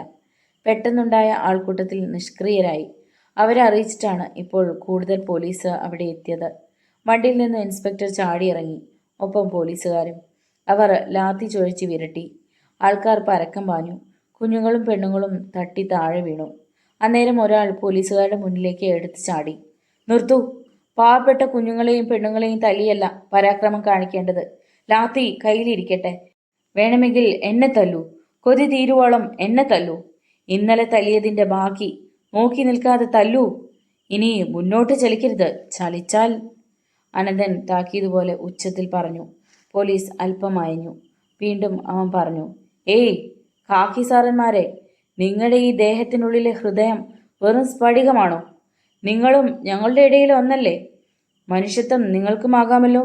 അന്വേഷിക്കൂ, എന്താണ് ഇവിടെ ഉണ്ടായത്? ആ കുട്ടിയെ നൊമ്പരപ്പെടുത്താതെ പറഞ്ഞു വിട്ടതാണോ തെറ്റ്? പറയൂ. ഇനി അതിരു കടന്ന് ഞങ്ങളെ നേരിട്ടാൽ അതിൻ്റെ പാഠം പഠിക്കേണ്ടി വരും. അനന്തന്റെ ശബ്ദം ഇൻസ്പെക്ടർ സലീമിന് അടിയേറ്റതുപോലെയായി. ഫു, റെഡി റാസ്കൽ! ഇൻസ്പെക്ടർ മുന്നോട്ടെടുത്തു. അനങ്ങിപ്പോകരുത്! അബു അലറി മുന്നോട്ടെടുത്തു. ഓടിയ ജനം ആ അലർച്ച കേട്ട് തിരിഞ്ഞു നിന്നു. അവർ പിന്നോക്കം കുതിച്ചെത്തി. ലാത്തി പിടിക്കാൻ ഞങ്ങളെയും പഠിപ്പിക്കരുത്. പഠിപ്പിച്ചാൽ അത് പ്രയോഗിക്കാനും മടിക്കില്ല. നിങ്ങൾ പോലീസല്ല, മനുഷ്യഭോഗികളാണ്. പോലീസുകാർ ഇവിടെ വേറെയുണ്ട്. ഓടിപ്പോയ പുരുഷാരം തിരിച്ചു വരുന്നത് കണ്ട് സലീം ഞെട്ടി. ഇൻസ്പെക്ടർ ശരിക്കും ചമ്മി. നേരിട്ടാൽ സംഗതി പന്തിയല്ലെന്ന് കണ്ട് പെട്ടെന്ന് ജീപ്പിൽ കയറി. അതിവേഗം ജീപ്പ് പാഞ്ഞു. എൻ്റെ മോളെ വഴിക്ക് തടഞ്ഞു നിർത്തി ആക്രമിക്കുകയും അപമാനിക്കുകയും ചെയ്ത അനന്തൻ്റെ തല ഞാൻ പരസ്യമായി ലേലം ചെയ്യും. അതെൻ്റെ കൈവെള്ളയിൽ താലമാക്കും. അവൻ്റെ ധിക്കാരം അതേറുന്നു. ഒരു തേവിടിച്ചി പെണ്ണിൻ്റെ കൊലപാതകത്തിൻ്റെ പേരിൽ എൻ്റെ മോളെ പീഡിപ്പിച്ചു. അവനും അവൻ്റെ കൂട്ടുകാരും. ഇല്ല, ഇത് ഞാൻ സഹിക്കില്ല. എല്ലാറ്റിനെയും ഇഞ്ചിഞ്ചായി ഞാൻ അരിയും. എൻ്റെ മില്ല് പൂട്ടിയിടിച്ച് സമരം നടത്തി വിജയം കൊയ്യാൻ ഒരുങ്ങുന്നു. ആ കൊടിച്ചി പട്ടികളെ ഞാൻ പട്ടിണി കിടത്തി കൊല്ലും. പ്രക്ഷോഭം നടത്താൻ പോണു പോലും. തൊഴിലാളി സമരം. ഇവിടെ മാത്രം ഒതുങ്ങുന്നില്ലെന്ന്. സംസ്ഥാനത്തെ ജയിലുകൾ നിറയ്ക്കാൻ പോവുകയാണെന്ന്. ആർക്കെതിരെ? ഈ ജേക്കബിന് ഒരു ചുക്കും സംഭവിക്കില്ല. പുതിയ സാമ്രാജ്യം പിടിച്ചെടുക്കാൻ വന്ന അഭിനവ മാർത്താണ്ഡവർമ്മ. അവനെ ഞാൻ വലിയ തെങ്ങിൻ തടിയിൽ ബന്ധിക്കും. അവൻ്റെ സർവ്വ നാഡീഞരമ്പുകളും തളർത്തും. അവസാനം ആ തല എൻ്റെ ഉള്ളം കയ്യിൽ. ഈ ജേക്കബിന് ഒന്നേ പിഴ പറ്റിയിട്ടുള്ളൂ. ആ പിഴ എനിക്കെൻ്റെ ചാൾസ് പോൾ നഷ്ടമായി. ഇനി എൻ്റെ ഏതെങ്കിലും കുഞ്ഞുങ്ങളെ തൊട്ടു കളിച്ചാൽ ഒരു ഈയാമ്പാറ്റയെ പോലും ഭൂമിക്ക് മുകളിൽ കാണിക്കില്ല. റഷീദ്, അവൻ സ്നേഹമുള്ളവനാണ്, കൂറുള്ളവനാണ്, വീറുള്ളവനാണ്. അവൻ്റെ രോമത്തെ പോലും ഈ ചെറ്റകളൊന്നും തൊടില്ല. തൊട്ടാൽ പൊള്ളുന്ന സത്യങ്ങളറിയും. ആരെങ്കിലും കിട്ടാഞ്ഞിട്ടല്ല എൻ്റെ തോമാച്ചൻ്റെ മകനെ ഈ പട്ടിക്കഴുവരുടെ മക്കൾക്കാരൻ തല്ലിച്ചതച്ചത്. യൂജിൻ, അവനെ പിടിച്ചത് ഞാൻ അറിഞ്ഞിരുന്നെങ്കിൽ ആ നിമിഷം അവിടെ നിന്നും കൈനീട്ടി ഇറക്കി കൊണ്ടുപോരുമായിരുന്നു. അവന്മാർ അത് ഒതുക്കത്തിൽ നടത്തി. അയ്യാപിള്ള, അവനാണ് യൂജിൻ്റെ പേര് പറഞ്ഞത്. പാവം പയ്യൻ. കൊടുക്കും, അവനിട്ടും കൊടുക്കും. അവനിനി നേതാവ് കളിച്ച് നടക്കാമെന്ന് വിചാരിക്കണ്ട. ഹോ, കളക്ടറുടെ ഉത്തരവല്ലേ? കുട്ടിയെ കണ്ടുപിടിച്ചല്ലേ പറ്റൂ. എങ്കിലും ആ കരട്, അത് വളരുന്ന ചെടിയുടെ കാണ്ഡമാണെന്ന് അവൻ മനസ്സിലാക്കിയില്ല. അല്ലെങ്കിൽ ആ കമ്പ് കരിച്ചു കളഞ്ഞാൽ മതിയായിരുന്നു. അതോടെ എല്ലാം തീരുമായിരുന്നു. റഷീദിന് കൈമോശം വന്ന ബുദ്ധി എന്തു പറയാൻ. കിടക്കമുറിയിൽ ഒരു ഭ്രാന്തമായ ആവേശത്തോടുകൂടി ഉലാത്തിക്കൊണ്ട് അച്ചായൻ തൻ്റെ തീരുമാനങ്ങൾക്ക് കരുത്തു നേടുകയായിരുന്നു. സിഗരറ്റിൻ്റെ പുക ചിന്തകൾക്ക് വീര്യം പകർന്നു. അന്നേരമാണ് ഓട്ടോ മോഹനൻ അങ്ങോട്ടേക്ക് കടന്നു വന്നത്. സ്വയം വരുത്തിവെച്ച് വിനയുടെ ദുഃഖഭാരവും പേറി. ആശുപത്രിയിൽ നിന്നും തിരിച്ചു വന്നിട്ട് ദിവസങ്ങൾ പിന്നിട്ടു. എന്നിട്ടും ഒരുത്തൻ പോലും തിരിഞ്ഞു നോക്കിയില്ല. ഒരു രാത്രിയിൽ ആശുപത്രി കിടക്കയിൽ കൊണ്ട് തള്ളിയിട്ടതേയുള്ളൂ. കൂട്ടുകാരെ പോലും കണ്ടില്ലേ? എല്ലാ അവന്മാർക്കും സ്വന്തം കാര്യം. ആശുപത്രിയിൽ നിന്ന് വന്നിട്ട് പോലും എന്നെ കണ്ട് ആശ്വസിപ്പിക്കാൻ വന്നില്ല. ഇവരും അച്ചായനും ഉറപ്പ് തന്നിട്ടല്ലേ എൻ്റെ വണ്ടി നശിപ്പിച്ചത്. അവർ വീണ്ടും വീണ്ടും വിഷയങ്ങളുണ്ടാക്കി മാറി നടക്കുന്നു. എല്ലാറ്റിനെയും ഞാൻ മനസ്സിൽ നീറിപ്പുകഞ്ഞുകൊണ്ടിരിക്കുന്ന ടൈം ബോംബുമായാണ് മാളികയിലെ മുറ്റത്ത് നിന്നത്. സിറ്റ് ഔട്ടിലേക്ക് കടന്നു. കോളിംഗ് ബെല്ലിൻ്റെ ബട്ടണിൽ വിരലമർത്തി. ഉരുണ്ടുകൂടിയ ദേഷ്യം മുഖത്ത് നന്നേ പ്രതിഫലിച്ചിരുന്നു. പെട്ടെന്ന് ക്ഷോഭിക്കാതിരിക്കാൻ ശ്രമിച്ചു. അപ്പോൾ വാതിൽ തുറക്കപ്പെട്ടു. അത് അവളായിരുന്നു, ഷീബ. എന്തു വേണം? ആള് മനസ്സിലായെങ്കിലും ഇഷ്ടമില്ലാത്ത രീതിയിൽ അവൾ ചോദിച്ചു. ആ ചോദ്യത്തിൻ്റെ അഹങ്കാരം അവന് ഒട്ടും ഇഷ്ടപ്പെട്ടില്ല. അവൻ ഗൗരവത്തിൽ തന്നെ പറഞ്ഞു, അച്ചായനെ കാണണം. ഇവിടെ ഇല്ല. പറഞ്ഞതും വാതിലടയ്ക്കാൻ ശ്രമിച്ചതും ഒപ്പമായിരുന്നു. എന്നാൽ മോഹനനത് ആക്ഷേപമായി തോന്നി. അവൻ കതകിൽ ബലമായി അകത്തേക്ക് തള്ളി. ധൈര്യമായി അകത്തേക്ക് കടന്നു. എവിടെ പോയെന്ന് പറയുന്നതായിരിക്കും നല്ലത്. അവൻ്റെ ഉയർന്ന ശബ്ദം അവിടെ പ്രകമ്പനം കൊണ്ടു. എന്താ, വീട്ടിൽ കടന്നു വന്ന് ഭീഷണി മുഴക്കുകയാണോ? അതും ഒരു പെണ്ണിനോട്? അവൾ പ്രതികരിക്കാൻ തന്നെ ശ്രമിക്കുകയായിരുന്നു. ഇവനെയൊക്കെ കണ്ടിട്ട് കലി അടങ്ങുന്നില്ല. എടീ, നിന്റെ അപ്പനോട് പറയണം മോഹനൻ വന്നെന്ന്. അപ്പോൾ അയാൾക്ക് മനസ്സിലാകും. നിനക്ക് മനസ്സിലാകില്ല. നീ ജാടസുന്ദരിയല്ലേ? മര്യാദയില്ലാത്ത പദങ്ങൾ മുഖത്തെറിഞ്ഞ് ആക്രോശിക്കുന്ന അവൻ്റെ മുഖത്ത് ഒരടി കൊടുക്കാനാണ് തോന്നിയത്. ഒട്ടും മടിക്കാതെ അതേ സ്വരത്തിൽ അവൾ മറുപടി കൊടുത്തു. എടീന്ന് വിളിച്ചാലുണ്ടല്ലോ, അടിച്ച് നിന്റെ പല്ല് തെറിപ്പിക്കും. ചെറ്റത്തരം പറയുന്നോ? നീ എന്താ സ്ഥലം എസ് ഐ ആണോ? പോടാ, ഞാൻ മാളികയിലെ ജേക്കബിന്റെ മോള് തന്നെയാ. നീ എല്ലാം കൂടി എൻ്റെ പപ്പയെ നശിപ്പിക്കുകയാണ്. നല്ലൊരു കുടുംബത്തിന്റെ നട്ടലൊടുക്കിയാണ്. ഒറ്റ എണ്ണത്തിന് എവിടെങ്ങും കണ്ടുപോകരുത്. ഇറങ്ങിപ്പോടാ. അവൾ വിറയ്ക്കുകയായിരുന്നു. ഷീബേ! ഇടിമുഴക്കമുള്ള ശബ്ദം, കുറ്റപ്പെടുത്തലിന്റെ സ്വരം. അച്ചായൻ അകത്തെ മുറിയുടെ വാതിലിൽ നിന്ന് എല്ലാം കേൾക്കുകയായിരുന്നു. അപമാനഭാരത്താൽ മോഹനന്റെ രക്തം തിളച്ചു. അവൻ ക്രൂരമായി അച്ചായനെ നോക്കി. എന്നാൽ കൗശലമായ പുഞ്ചിരി കൊണ്ട് ആ മനസ്സിനെ അയാൾ ഒതുക്കി. പിന്നെ മറ്റൊന്നുകൂടി ചെയ്തു. അവളുടെ കണ്ണത്താഞ്ഞടിച്ചു. ഷീബ കവിളിൽ ഇടത്തെ കൈത്തലം പൊത്തി ദയനീയമായി പപ്പയെ നോക്കി. ആ ചുവന്ന ചുണ്ടുകൾ വിറച്ചു. രക്തം പൊടിഞ്ഞു. വിങ്ങിപ്പൊട്ടിക്കരഞ്ഞുകൊണ്ട് അകത്തേക്ക് ഓടി. ശോശാമ്മ കുഞ്ഞമ്മ അകത്തു നിന്നും എല്ലാം കാണുന്നുണ്ടായിരുന്നു. തനിക്ക് പിന്നാലെ മകളും പീഡിപ്പിക്കപ്പെടുന്നു. അതിനെയും അത് ഞാൻ കുരുതി കൊടുക്കും. പപ്പയോട് എതിരിടാൻ പോകരുതേ എന്ന് എത്ര തവണ പറഞ്ഞു. അതിനും അവൾ മറുപടി തന്നു. ആരും പപ്പയെ നിയന്ത്രിക്കാതെ വാമൂടി കെട്ടിയിരുന്നാൽ ആപത്ത് ഇനി കൂടുകയുള്ളൂവെന്ന് പപ്പയെപ്പോലെ വീറും വാശിയുമുള്ളവൾ. പിടിച്ച കൊമ്പ് ഓടിക്കണമെന്ന നിർബന്ധം. ഷീബ മോളെ പപ്പയ്ക്ക് വലിയ ഇഷ്ടമാണ്. ഇത്രയും കാലത്തിനിടയ്ക്ക് നുള്ളി നോവിച്ചതായി കണ്ടിട്ടില്ല. അവളുടെ കുസൃതികൾ കണ്ടാണ് ആ മുഖമൊന്ന് പ്രസാദിച്ചു കാണുന്നത്. ഇന്ന് അതിന് വിരുദ്ധമായി സംഭവിച്ചു. എന്തിനു വേണ്ടി? ആർക്കു വേണ്ടി? നെടുവീർപ്പിൽ മാത്രം ആ അമ്മ എല്ലാം ഒതുക്കി മോളുടെ അടുത്തേക്ക് നടന്നു. അച്ചായൻ തന്ത്രപൂർവ്വം മോഹനെ മെരുക്കിയെടുക്കാനാണ് ഒരുങ്ങിയത്. തൻ്റെ മോളുടെ നേരെ കസർത്തു കാട്ടിയവനെ ഒരു പാഠം പഠിപ്പിക്കണം. നേരിട്ടല്ല, ചതിയിലൂടെ. വിശന്ന് തളർന്ന പുലിയുടെ കൂട്ടിലേക്ക് വലിച്ചെറിയപ്പെട്ട കളരി അഭ്യാസിയുടെ രൂപത്തിൽ. അവനെ സ്വീകരണ മുറിയിലെ സോഫയിൽ പിടിച്ചിരുത്തി. തൊട്ടടുത്ത് അച്ചായനും ഇരുന്നു. എന്നിട്ട് മോഹനന്റെ തോളിൽ അച്ചായൻ മെല്ലെ തട്ടി. മോള് പറഞ്ഞത് മോഹനൻ കാര്യമാക്കണ്ട. മനസ്സ് നന്നായി വിഷമിച്ചെന്ന് എനിക്കറിയാം. അവൾ ഒരു പെൺകുട്ടിയല്ലേ, ചില ദുസ്വാതന്ത്ര്യം കാണിച്ചിരിക്കും. ഒരു സഹോദരി എന്ന് കരുതി ക്ഷമിക്കുക. പിന്നെ മോഹനെ കാണാൻ വരാഞ്ഞതിൽ എനിക്ക് അതിയായ പ്രയാസമുണ്ട്. അലക്കൊഴിഞ്ഞിട്ട് പെണ്ണു കെട്ടാൻ നേരമില്ലെന്ന് പറഞ്ഞതുപോലെയാ. ആകെപ്പാടെ പ്രശ്നമാ. സംഭവങ്ങളൊക്കെ അറിഞ്ഞു കാണുമല്ലോ.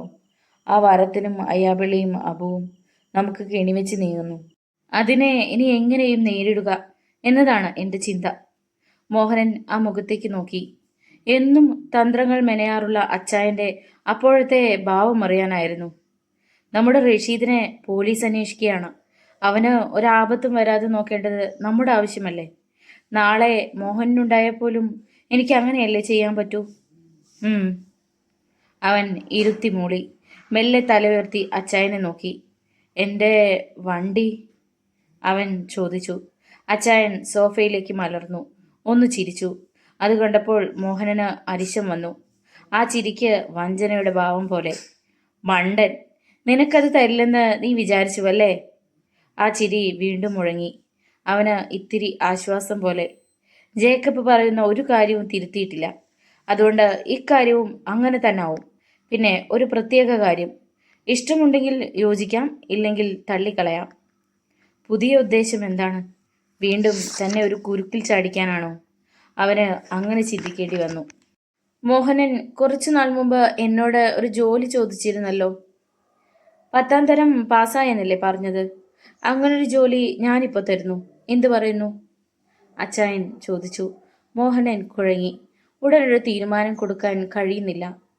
എൻ്റെ കാര്യങ്ങൾ നോക്കി നടത്താൻ ഒരു സൂപ്പർവൈസർ വേണം, പ്രത്യേകിച്ച് മില്ലിലെ കാര്യത്തിന്. ഇപ്പോഴുള്ളവൻ ഒരു കിഴങ്ങനാ. അതല്ലേ ഇതൊക്കെ സംഭവിച്ചത്. വിരോധമില്ലെങ്കിൽ അത് ഏറ്റെടുക്കാം. വീണ്ടും പറഞ്ഞു. സമ്മതമാണെങ്കിലും തൻ്റെ വണ്ടിയെക്കുറിച്ചുള്ളതായിരുന്നു അവൻ്റെ വേദന. അത് മടക്കി കിട്ടുമെങ്കിൽ തയ്യാറാകാം. മോഹനൻ്റെ മനസ്സ് അച്ചായൻ വായിച്ചറിഞ്ഞു. വണ്ടിയുടെ കാര്യമോർത്താണെങ്കിൽ വിഷമിക്കേണ്ട, അതുണ്ടായിരിക്കും. പോരെ? സമ്മതമാണോ? സമ്മതമാണ്. രണ്ടാമതൊന്നും ആലോചിക്കാതെ അവൻ പറഞ്ഞു. ശരി, നാളെ മുതൽ നിനക്ക് ജോലിയിൽ പ്രവേശിക്കാം. അവിടെ ശരിക്കും കണ്ണ് എല്ലാ ഭാഗത്തും ചെല്ലണം. എത്ര ആയിരം രൂപയുടെ തടികളാണ് അവിടെ കിടക്കുന്നതെന്ന് അറിയാമോ? സമരക്കള്ളന്മാർ എന്തെങ്കിലും ഒന്ന് മാറ്റിയാൽ എൻ്റെ പണമാണ്. അച്ചായൻ ഒന്നുകൊണ്ട് പേടിക്കണ്ട, അക്കാര്യം ഞാനേറ്റു. മോഹനൻ ഉറപ്പുകൊടുത്തു. അനന്തരം അവൻ ഇതുവരെ ഒതുക്കി വെച്ചിരുന്ന ആ രഹസ്യം അറിയിച്ചു. പ്രഭാത സൂര്യന്റെ പൊൻപ്രകാശം പോലെ അച്ചായന്റെ വദനം തെളിഞ്ഞു. ഉള്ളു തുറന്ന് ചിരിച്ചു. ഇരുട്ടിലിഴയുന്ന പാമ്പിനെ കണ്ട പോലെ പെട്ടെന്നത് നിന്നു. പാടില്ല, ആ കല്യാണം നടക്കാൻ പാടില്ല. അയ്യാപിള്ളയുടെ മകളും സബ് ഇൻസ്പെക്ടർ ജയദേവനും തമ്മിലുള്ള കല്യാണം നടക്കാൻ പാടില്ല. യൂജിനെ ഇതറിയിക്കണം. അവന്റെ കാമുകിയുടെ കല്യാണ വാർത്ത അറിയണം. അതും സബ് ഇൻസ്പെക്ടറുമായിട്ട്. അയ്യാപിള്ളയുടെ പൂതി കൊള്ളാം. യൂജിൻ അതിനെ കല്യാണം കഴിക്കണമെന്നുള്ളത് കൊണ്ടല്ല, മറിച്ച് പല്ലു കടിച്ചമർത്തി. മിഴിത്തടത്തിലെ തൊലി ചുരുണ്ടുകൂടി. വട്ടക്കണ്ണുകൾ വെട്ടിത്തിളങ്ങി. അവനെ അപമാനിക്കാൻ. അതിന് അവന്റെ മകളെ കല്യാണത്തലേന്ന് യൂജിൻ തട്ടിക്കൊണ്ടുപോകണം. അതാണ് നമ്മുടെ ആവശ്യം. യൂജിനെ എനിക്ക് അത്യാവശ്യമായി കാണണം. അവൻ എന്നെ നേരിൽ കാണാൻ പറയണം. ബാക്കി കാര്യങ്ങൾ മോഹനന്റെ തലയിൽ കൂടി. ഏറ്റു. ഷീബ ഈ സംഭാഷണങ്ങൾ എല്ലാം കേട്ടു. അത് അവൾക്ക് പുതിയ അനുഭവമായി. യൂജിൻ അരുന്ധതിയെ സ്നേഹിക്കുന്നുണ്ടായിരുന്നു. യൂജിന്റെ കാമുകിയാണ് അരുന്ധതിയെന്ന്. കൊച്ചുകള്ളി. ഞങ്ങൾ മൂവരും ചിരിച്ചു ഉല്ലസിച്ച് നടന്നപ്പോഴും ഇത്തരത്തിലുള്ള ഒരു ഭാവവും അവൾക്കില്ലായിരുന്നു. താൻ അറിയാതെ ഒരു പ്രേമനാടകം ഞങ്ങൾക്കിടയിൽ നടന്നിരുന്നു. കേമി തന്നെ. എൻ്റെ സ്വപ്നമായ യൂജീനെ തട്ടിയെടുത്തു. ഇല്ല, ഇതെനിക്ക് സഹിക്കാനാവുന്നില്ല.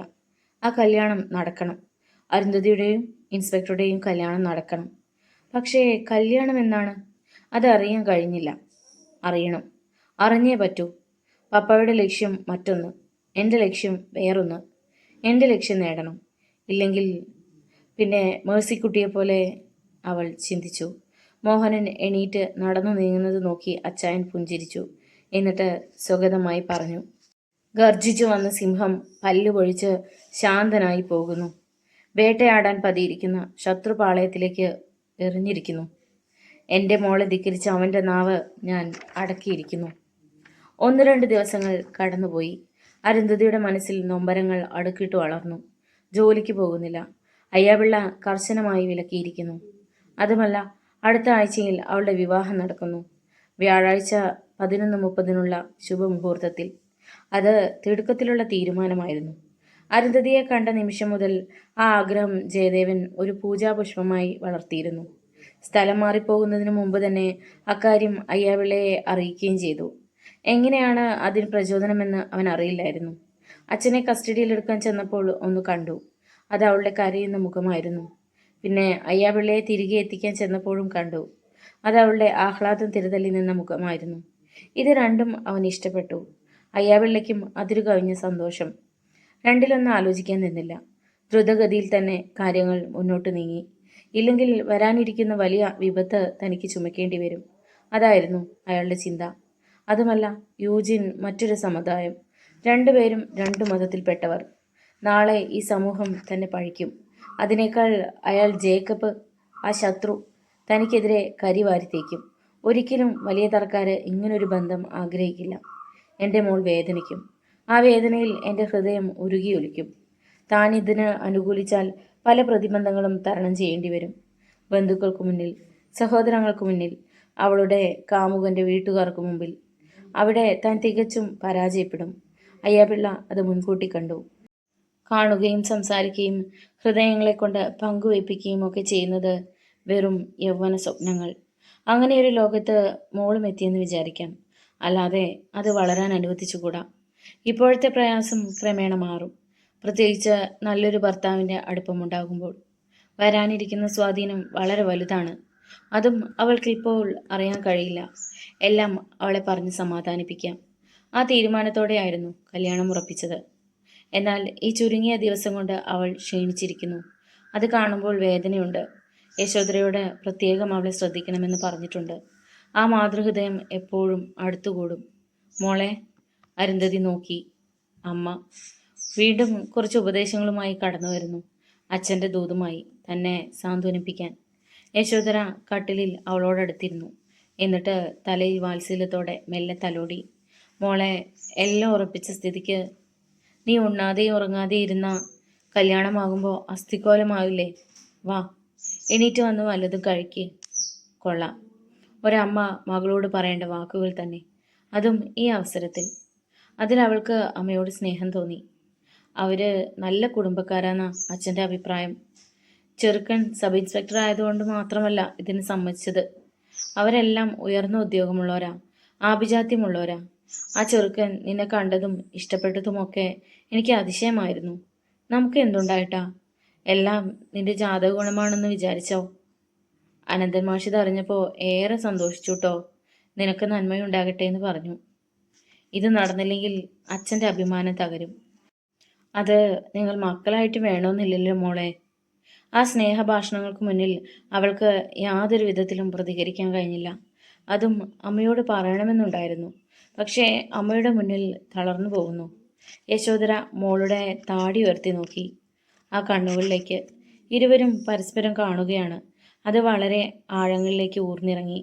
അവിടെ നിന്നും നീരുറവുകൾ പൊട്ടിയൊലിച്ചു. നിമിഷങ്ങളോളം ആ മനസ്സുകൾ തമ്മിൽ സംസാരിച്ചു. അമ്മ മകളെ കെട്ടിപ്പിടിച്ച് പൊട്ടിക്കരഞ്ഞു. കുട്ടിക്കാലത്തെ ഓർമ്മ പോലെ അരുന്ധതി അമ്മയുടെ തോളിലേക്ക് ചാഞ്ഞു. വാ മോളെ, എന്തെങ്കിലും കഴിക്കാം. ഇപ്പോൾ തന്നെ നീ പകുതിയായി. എനിക്കിത് കാണാൻ വയ്യ. ആ അമ്മ അവളെ പിടിച്ചുയർത്തി. യാന്ത്രികമായി അരുന്ധതി എണീറ്റു. കുളിമുറിയിലേക്ക് നടന്നു നീങ്ങി. അവിടം വരെയും അമ്മ പിന്തുടരുന്നത് അവൾ ശ്രദ്ധിച്ചു. കതകടച്ച് കുളിമുറിക്കുള്ളിൽ കടന്നപ്പോഴാണ് ശ്വാസം നേരെ വീണത്. ഏകാന്തതയുടെ തുരുത്തിൽ ഒറ്റപ്പെട്ട അടയ്ക്കാക്കുരുവിയുടെ മൗനരാഗം പോലെ അവിടെ തേങ്ങൽ വിതുമ്പി വീണ് ഭിത്തിയിൽ ചാരി നിന്നു. പല്ലുതേപ്പും കുളിയും കഴിഞ്ഞ് ഡൈനിങ് ടേബിളിൻ്റെ മുന്നിലെത്തിയപ്പോൾ മനുക്കുട്ടൻ ഓടിയെത്തി. കുറച്ച് ദിവസമായിട്ട് അവനും മൗനമായിരുന്നു. കാരണം രവതിയേക്കാളും അവന് ഇത്തിരി പ്രിയം കൂടുതൽ അരുന്ധതിയോട് തന്നെയായിരുന്നു. അരുന്ധതിയുടെ ഇരിപ്പും കിടപ്പുമൊക്കെ കണ്ട് വലിയ സങ്കടമായിരുന്നു. അവന് 11 വയസ്സായി. ഇത്രയും നാളുവരെയും അരുന്ധതി ചേച്ചിയുടെ വാത്സല്യം അവൻ നല്ലതുപോലെ നുകർന്നു. കഥ പറയുന്ന ചേച്ചി, പാട്ട് പാടുന്ന ചേച്ചി, കൂട്ടത്തിൽ കിടത്തി ഉറക്കുന്ന ചേച്ചി. രവതിയാണെങ്കിൽ അല്പം കുശുമ്പൊക്കെ കാണിക്കും. അതൊന്നും അവന് ഇഷ്ടമല്ല. 2 ദിവസം മുമ്പ് അരുന്ധതി ചേച്ചി തല്ലി ഓടിച്ചപ്പോൾ അവൻ്റെ ഹൃദയം നൊന്തു. അതിൽ പിന്നെ ആ മുറിയിലേക്ക് പോയില്ല. രേവതി ചേച്ചി പറഞ്ഞ് എല്ലാ വിവരവും അറിഞ്ഞു. അരുന്ധതി ചേച്ചിക്ക് ഇഷ്ടമില്ലാത്തത് എന്തിനാ നിർബന്ധിക്കുന്നതെന്ന് മനു അച്ഛനോട് തന്നെ ചോദിച്ചു. അപ്പോൾ അച്ഛനൊന്നും പറഞ്ഞില്ല. ഗൗരവമായി നോക്കി. അവിടുന്ന് മനു പിന്തിരിഞ്ഞ് അമ്മയുടെ അരികിലെത്തി രക്ഷപ്പെടുകയായിരുന്നു. അരുന്ധതി മനുമോനെ കെട്ടിപ്പിടിച്ചു. അവന് സന്തോഷമായി. ഇഡലിയും ചമ്മന്തിയും അമ്മ എടുത്തു വെച്ചു. അവൾ കസേരയിലിരുന്നു. ഇഡലിയിൽ ഒന്ന് ഒടിച്ച് ഒരു കഷ്ണം ചമ്മന്തിയിൽ മുക്കി മനുമോൻ്റെ വായിൽ വെച്ചു കൊടുത്തു. അവനത് എന്ത് സന്തോഷത്തോടെയായിരുന്നു വാങ്ങിക്കഴിച്ചത്. മനുമോന് ഇഷ്ടമല്ല. അരുന്ധതി ചേച്ചിക്ക് ഇഷ്ടമല്ലാത്തത് മനുമോനും ഇഷ്ടമല്ല, മനു അരുന്ധതിയോട് പറഞ്ഞു. അവളുടെ കണ്ണുകൾ നിറഞ്ഞു. അതും കൂടി കേട്ടപ്പോൾ അവിടെ നിറഞ്ഞു നിന്ന സ്നേഹത്തിൻ്റെ ധ്രുവങ്ങൾ കണ്ടറിഞ്ഞു. അമ്മയുടെ സ്നേഹം, അച്ഛൻ്റെ സ്നേഹം, സഹോദരങ്ങളുടെ, കൂട്ടുകാരുടെ, കാമുകൻ്റെ, എല്ലാം പല മുഖങ്ങൾ. എങ്കിലും അക്കരെ ഇക്കരെ പാടവരമ്പത്തൂടെ പൂത്തുമ്പുകളെപ്പോലെ ഓടി നടന്ന് കുഞ്ഞുനാൾ മുതൽ സ്നേഹത്തിൻ്റെ ബാലപാഠങ്ങൾ പഠിച്ച് വളർന്ന് കളിച്ചും രസിച്ചും ഒന്നായിത്തീർന്ന ഞങ്ങളുടെ സ്വപ്നങ്ങൾ മതത്തിൻ്റെയും ജാതിയുടെയും പേരിൽ തടഞ്ഞു നിർത്തുന്നു. ആർക്കു വേണം മതം? ആർക്കു വേണം ജാതി? അത് വേണ്ടാത്തവർ ചുമന്ന് നടക്കട്ടെ. വേണ്ടാത്തവരെ എന്തിനു ബുദ്ധിമുട്ടിക്കണം, വേദനിപ്പിക്കണം? മതവും ജാതിയും സൃഷ്ടിച്ചവർ തന്നെ അതിൻ്റെ ആദായം പറ്റട്ടെ. വേണ്ടാത്ത കുഞ്ഞിന് ജാതകം കുറിക്കാൻ നടക്കുന്നു. എൻ്റെ അച്ഛൻ എന്ത് പുരോഗമനവാദിയായിരുന്നു. ഇപ്പോൾ അതെവിടെ പോയി? സ്വന്തം കാര്യം വന്നപ്പോൾ എല്ലാ പുരോഗമനവും മൊഴി ചൊല്ലി. ആദർശങ്ങൾക്ക് പുല്ലുമില്ല. ഇതല്ലേ ഈ സമൂഹം? ഇതല്ലേ ഈ നാട്? മകളുടെ സുരക്ഷിതത്വത്തിനു വേണ്ടി അച്ഛൻ കാക്കിക്കുപ്പായത്തിൻ്റെ ശൗര്യം പകർന്നു തരാൻ ശ്രമിക്കുന്നു. അതിനേക്കാൾ അച്ഛൻ്റെ ചില മോഹങ്ങൾക്ക്, ലക്ഷ്യങ്ങൾക്ക് വേണ്ടി അഡ്ജസ്റ്റ്മെൻറ്റ് ജീവിതം നടത്തുന്ന ഒരു ഔപചാരിക കല്യാണം. അരുന്ധതിയുടെ മനസ്സ് പലഹാരങ്ങൾക്ക് മുന്നിലിരുന്ന് വിശന്ന് തളിരിട്ട മോഹങ്ങളുടെ വിശപ്പായി മാത്രം പിറുപിറുത്തു. ഒന്നും കഴിക്കാൻ കഴിയാതെ വാടിക്കരിഞ്ഞ മറ്റൊരു ദുഃഖപുത്രി ഷീബ മടങ്ങാത്ത മനസ്സിൻ്റെ തീരുമാനവുമായി വലിയ തറയിലേക്ക് നടന്നു. യൂജിനെ കാണണം, അന്നമ്മച്ചിയെ കാണണം, തോമാച്ചനെ കാണണം, വിവരങ്ങളെല്ലാം തുറന്നു പറയണം. പപ്പായുടെ തനി നിറം അവരറിയണം. പപ്പ കുരുക്കുന്ന കുരുക്കിൽ ചാടരുതെന്ന് യൂജിനോട് പറയണം. അതിലെ ആപത്ത് യൂജിനറിയണം. ഇത്രയും നാൾ താൻ കണ്ടതെല്ലാം പകൽക്കിനാക്കളായിരുന്നുവെങ്കിൽ അതറിയണം. എല്ലാം നേരിട്ട് ചോദിക്കുന്നതാണ് ഭംഗി. തൻ്റെ മോഹങ്ങൾക്ക് ചിറക് വെപ്പിച്ചത് അന്നമ്മച്ചിയുടെ അടുക്കള പുരാണങ്ങളായിരുന്നു. യൂജിനെ ഷീബമോൾക്ക് വേണ്ടി ഒഴിഞ്ഞു വെച്ചിരിക്കുകയാണെന്നല്ലേ അവർ പറഞ്ഞു തന്നിട്ടുള്ളത്. അവനെ നോക്കി ശരിക്ക് നടത്തേണ്ടത് ഞാനാണെന്നല്ലേ കൂടെ കൂടെ പറയാറുള്ളത്. പാവങ്ങൾ, ഈ അടിയൊഴുക്കുകൾ അവരറിയുന്നില്ല. യോജിക്കാത്ത കണ്ണി ഉരുക്കി വിളക്കി ചേർക്കുന്നു. അമ്പടി കള്ളി, അവൾക്ക് ഒരു ഡോക്ടർ ഭർത്താവിനെ കിട്ടാൻ കുറുക്ക് വഴി തേടിയിരിക്കുന്നു. എന്തുണ്ടായിട്ടാ അവൾ യൂജിനെ മോഹിച്ചത്? ഒരു ക്രിസ്ത്യാനിയാണെന്ന് അറിഞ്ഞുകൂടായിരുന്നു? എന്നെക്കുറിച്ച് 100 വട്ടം അവളോട് പറഞ്ഞിട്ടുള്ളതല്ലേ? എന്നിട്ടും അവൾക്ക് യൂജിനെ തന്നെ വേണം. ഏതായാലും ഇന്ന് തന്നെ രണ്ടിലൊന്ന് അറിയണം. ഒരാഴ്ച കൂടി കഴിഞ്ഞിട്ടേ കോളേജിലേക്ക് പോകുന്നുള്ളൂ, അവളുടെ കല്യാണം കഴിഞ്ഞിട്ട്. പപ്പ ഇന്നലെയും ചോദിച്ചു കോളേജിലേക്ക് പോകുന്നില്ലേന്ന്. ഞാനിവിടെ നിന്നാൽ പപ്പയുടെ ചില കുറുക്ക് വഴികൾക്ക് തടസ്സമാകുമെന്ന് തോന്നുന്നത് കൊണ്ടാകാം. അതുമല്ല, യൂജിനോട് തനിക്കുള്ള താല്പര്യം കുറച്ചൊക്കെ പപ്പയ്ക്കും അറിയാം. എല്ലാവരും കൂടി എന്നെ വേദനിപ്പിക്കാനാ നോക്കുന്നത്. ഇല്ല, അതൊന്നും നടക്കില്ല. പറമ്പിൽ നിന്നും ഇടത്തുണ്ടിലേക്ക് ഇറങ്ങി അവൾ പാടവരമ്പത്തേക്ക് നടന്നു. അത് മാളികയിൽ നിന്നുള്ള കുറുക്കു വഴിയാണ്. പാടത്തിന്റെ അതിർത്തി മാളികയിൽക്കാരുടെ തന്നെയാണ്. അവിടെ തന്നെ അവർക്ക് 8 ഏക്കർ പാടവുമുണ്ട്. ഇടത്തോട്ട് തിരിഞ്ഞ് മെറ്റൽ റോഡിലേക്ക് കടക്കാൻ ഒരുങ്ങുമ്പോഴായിരുന്നു തൈച്ചിറയിൽ നിന്ന് ഒരാൾ വിളിക്കുന്നത് കേട്ടത്. പിപ്പിരി മത്തായി. ഷീബ നിന്നു. സമയം പോകുന്നതിൽ വിഷമമുണ്ടെങ്കിലും മത്തായി ചേട്ടൻ വിളിച്ചപ്പോൾ നിൽക്കാതെ പോയാൽ ഞാൻ അഹങ്കാരിയാണെന്ന് വിചാരിക്കും. അതുമല്ല, എന്തെങ്കിലും കാര്യമില്ലാതെ വിളിക്കത്തുമില്ല. ഉഴപ്പൻ. കമ്പനിയിൽ മോശമാണെങ്കിലും ഇത്തിരി നെറിയുള്ളവനും ഇയാളാ. മത്തായി നടന്നെടുത്തു. വന്നപാടെ അവൻ പുഞ്ചിരിച്ചു. കുഞ്ഞെങ്ങോട്ടാ? അവൻ ചോദിച്ചു. വലിയ തറയിലേക്കാ, ഷീബ ധൃതിയിൽ പറഞ്ഞു തീർത്തു. എന്തിനാ മത്തായി ചേട്ടൻ വിളിച്ചേ? ഇപ്പം അങ്ങോട്ട് കാണുന്നില്ലല്ലോ, അവൾ വീണ്ടും ചോദിച്ചു. മത്തായിയുടെ മനസ്സിൽ അപ്പോൾ പക്കമേളം മുറുകയായിരുന്നു. വഴിവിട്ട് അകലുന്ന ഭാവം കഴുകക്കണ്ണോടെ ഊർന്നു വീഴുന്നു. വെറുതെ വിളിച്ചതാ, കുഞ്ഞിനെ കണ്ടിട്ട് ഒത്തിരി നാളായില്ലേ? അവൻ്റെ കണ്ണുകളിൽ ചുവപ്പ് രാശി പകർന്നു. അത് അവളുടെ ഉയർന്ന മാറിടമാകെ ചൂഴ്ന്നു നിന്നു. ഇതൊന്നും ശ്രദ്ധിക്കാതെ അവൾ വെറുതെ ഒരു ചോദ്യം എറിഞ്ഞു. മത്തായി ചേട്ടൻ ഇങ്ങനെ ഒറ്റത്തടിയായി? ഈ ചിറയിലൊക്കെ കഴിഞ്ഞാൽ മതി. വെച്ച് വിളമ്പാൻ ഒരു പെണ്ണ് വേണ്ടേ? പക്വത വന്നവരെ പോലെ അവളുടെ ഉപദേശം കേട്ടപ്പോൾ അവന് ഒരു കള്ളച്ചിരി വന്നു. അതിനാരാ കുഞ്ഞെ ഈ വഴക്കാളിക്ക് ഒരു പെണ്ണിനെ തരിക? പിന്നെ തരാനുള്ളവർ ഇങ്ങനെയൊക്കെ പറയുകയും ചെയ്യും. അർത്ഥം വെച്ചുള്ള ആ ധ്വനി കേട്ടപ്പോൾ ആപത്ത് അവൾ മണത്തറിഞ്ഞു. അയാൾ ആവേശഭരിതനാകുന്നത് അവൾ കണ്ടു. പെട്ടെന്ന് അവൾ പോകാനായി ഭാവിച്ചു. എന്നാ ഞാൻ പോകട്ടെ മത്തായി ചേട്ടാ, പുഞ്ചിരി തൂകിക്കൊണ്ട് പറഞ്ഞു. താമസിച്ചില്ല. ആ ഉരുക്കുമുഷ്ടികൾ അവളെ വരിഞ്ഞു മുറുക്കി. വിടൂ മത്തായി ചേട്ടാ, വിടൂ, മത്തായി മാറോട് ചേർക്കുന്നതിനിടയിൽ പറഞ്ഞു. വിടാനോ? നിന്നെ വിടാനോ? വിടില്ല. മാളികയിലെ ഒറ്റ എണ്ണത്തിനെയും വിടില്ല. നിന്നെ ഞാൻ പിച്ചി ചീന്തി എറിയും, എൻ്റെ മേഴ്സിക്കുട്ടിയെ കൊന്ന പോലെ. അവൾ ഞെട്ടി. മേഴ്സിക്കുട്ടിയെ കൊന്നതിൽ മത്തായി ചേട്ടന് പ്രതികാരമോ? അപ്പോൾ മത്തായി ചേട്ടനും മേഴ്സിക്കുട്ടിയും? എന്നെ ഉപദ്രവിക്കരുത് മത്തായി ചേട്ടാ, ചേട്ടൻ്റെ പൊന്നു പെങ്ങളല്ലേ ഞാൻ, അവൾ യാചിച്ചു. പെങ്ങൾ? എൻ്റെ മേഴ്സിക്കുട്ടിയും ഇതുപോലെ യാചിച്ചു കാണില്ലേ? അന്നേരം ആ കാലമാടൻ അത് കേട്ടിരുന്നേ. മത്തായി കിതച്ചു. അവൾ കൈക്കുള്ളിൽ കിടന്ന് പിടച്ചു. അവൻ അവളെ പൊക്കിയെടുത്ത് വളർന്ന് കൂട്ടം കൂടി നിൽക്കുന്ന കൈതക്കാട്ടിൻ്റെ മറവിലേക്ക് കൊണ്ടുപോയി. അവൾ വീണ്ടും വീണ്ടും യാചിച്ചു. വാവിട്ട് കരഞ്ഞപ്പോൾ വാ പൊത്തി. കനത്ത ഒരിടിയുടെ ക്ഷതമേറ്റ് കൈതയ്ക്കിടയിലേക്ക് മത്തായി മറിഞ്ഞു. ഷീബ ചാടി എണീറ്റു. മത്തായി കിടന്ന കിടപ്പിൽ ചരിഞ്ഞു നോക്കി. അനന്തൻ. അപ്പോഴും അയാൾ പുഞ്ചിരിക്കുന്നു. പെട്ടെന്ന് ആ മുഖം ഗൗരവമായി. അറിഞ്ഞില്ല. മിന്നായം പോലെ ഒരു ചവിട്ട് മത്തായിയുടെ ഏണിന് വന്നു കൊണ്ടു. അടുത്ത നിമിഷം അവൻ്റെ മേൽ ചാടി വീണു. ഇടതു കൈകൊണ്ട് അവൻ്റെ താടി ഉയർത്തി പുറത്ത് വലത് കൈമുട്ട് വെച്ച് ഒറ്റയടി. അമ്മോ! മത്തായി നിലവിളിച്ചു. അതുകൊണ്ട് ഷീബ അന്തം വിട്ടുപോയി. അവനെ പൊക്കിയെടുത്തു. ഷർട്ടിൻ്റെ കോളറിൽ അമർത്തി പിടിച്ചു. ഒന്നിനെ കൊന്നു, അടുത്തതിനെയും കൊല്ലാനാണോടാ നിന്റെ നോട്ടം? നാഭിക്കിട്ടും ഒന്നു കൊടുത്തു. മത്തായി കുനിഞ്ഞ് അനന്തൻ്റെ കാൽക്കൽ വീണു. അനന്തൻ്റെ കാലിൽ മുറുകെ പിടിച്ച് അവൻ കേണപേക്ഷിച്ചു. എന്നോട് ക്ഷമിക്കൂ മാഷെ, എൻ്റെ മേഴ്സിക്കുട്ടിയെ കൊന്നവരെ എനിക്ക് കൊല്ലണം മാഷെ, കൊല്ലണം. മത്തായി നിലത്ത് തലയിട്ടടിച്ച് കരഞ്ഞു. സമനില തെറ്റിയവനെ പോലെ അനന്തൻ നിശ്ചലനായി. മത്തായി എന്താണ് പറഞ്ഞത്? മേഴ്സിക്കുട്ടിയെ കൊന്നവരോട് പകരം വീട്ടണമെന്നോ? എന്തിന്? മേഴ്സിക്കുട്ടിയോട് അവനുള്ള താല്പര്യം എന്താണ്? അനന്തൻ മത്തായിയെ മെല്ലെ പിടിച്ചെഴുന്നേൽപ്പിച്ചു. അവൻ്റെ മുഖത്തേക്ക് നോക്കി. കീഴടക്കത്തിൻ്റെ മൗനം. പറയൂ, മേഴ്സിക്കുട്ടിയുടെ ശത്രുവല്ലേ നീ? അവൻ ചോദിച്ചു. അല്ല അല്ല അല്ല, എൻ്റെ മേഴ്സിക്കുട്ടിയുടെ ശത്രു ഞാനല്ല, അവൻ റഷീദ്. പിന്നെ? ചരിഞ്ഞ് ക്രൂരമായി ഷീബയെ നോക്കി. അവൾ കൈകൂപ്പി നിൽക്കുകയാണ്. അനന്തന് മനസ്സിലായി, മത്തായി മേഴ്സിക്കുട്ടിയെ അഗാധമായി സ്നേഹിച്ചിരുന്നു. അപ്പോൾ അബു അന്നൊരു നാളിൽ പറഞ്ഞ കാര്യം അവന് ഓർമ്മ വന്നു.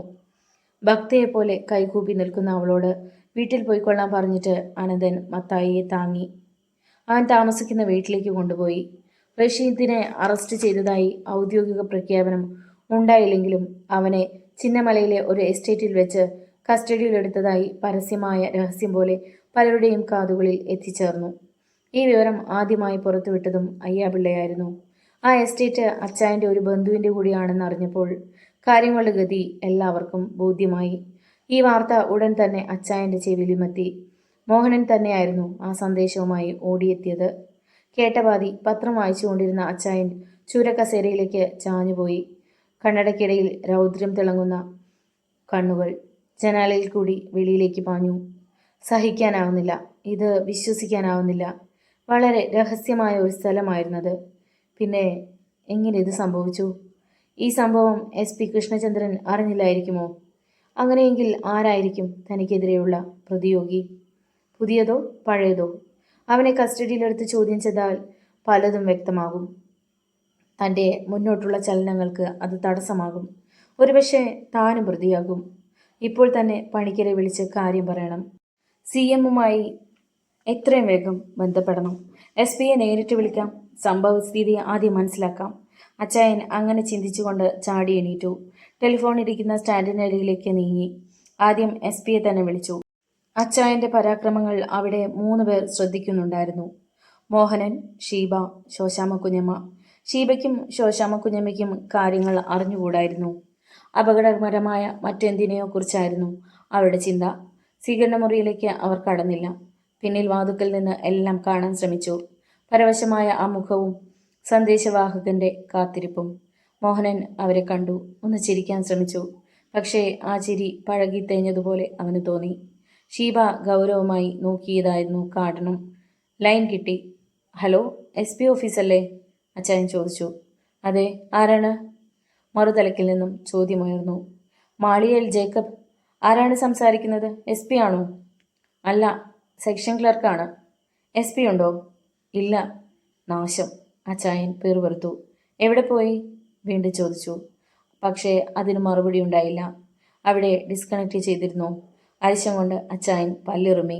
മുഖമാകെ കൈവിരലുകൾ അമർത്തിച്ചൊറിഞ്ഞു. പണിക്കർ. അയാളും കാണില്ലായിരിക്കുമോ?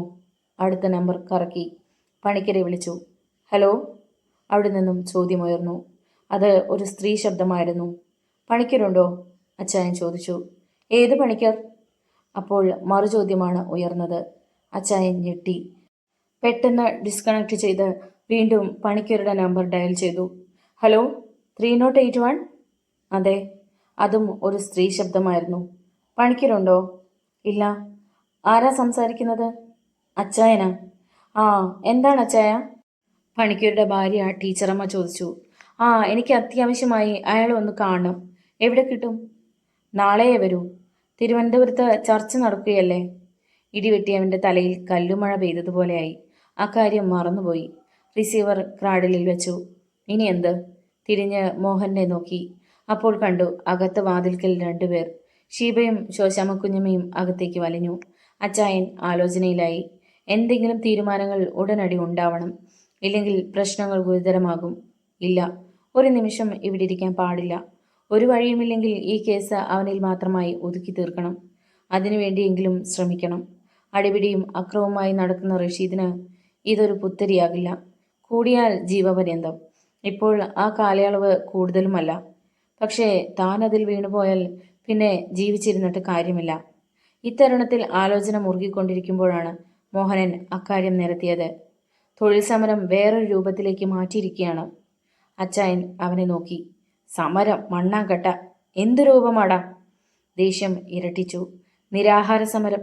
തങ്കപ്പന ഇപ്പോൾ നിരാഹാരം കിടക്കുന്നത്. അവനെയൊക്കെ കത്തിക്കാൻ വല്ല വഴിയുണ്ടോടാ?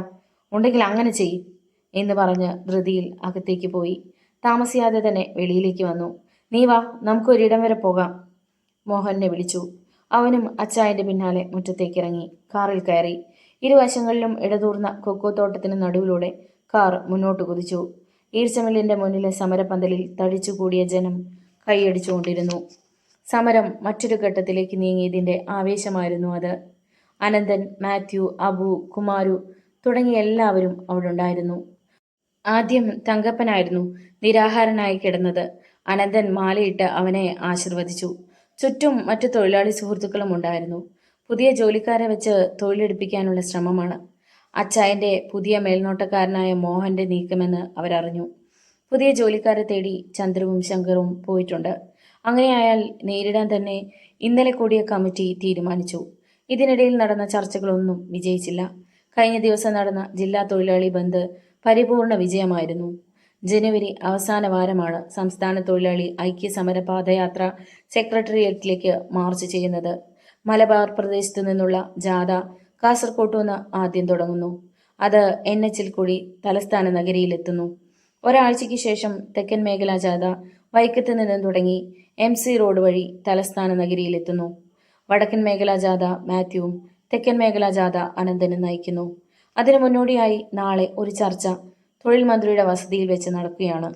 മാത്യുവും അനന്തനും അബുവും ചർച്ചയിൽ പങ്കെടുക്കുന്നതിന് പോകുന്നു. ഇപ്പോൾ തന്നെ അവർ യാത്ര തിരിക്കുകയാണ്. അതിനു മുമ്പ് ഈ ചടങ്ങ് കൂടി കഴിയട്ടെ എന്നു കരുതി.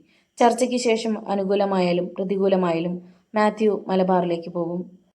കാരണം അണികളുടെ ഇടയിൽ ആശങ്കകൾ പടർത്തിയിടാൻ എതിർപക്ഷക്കാർ ശ്രമിക്കാനിടയുണ്ട്.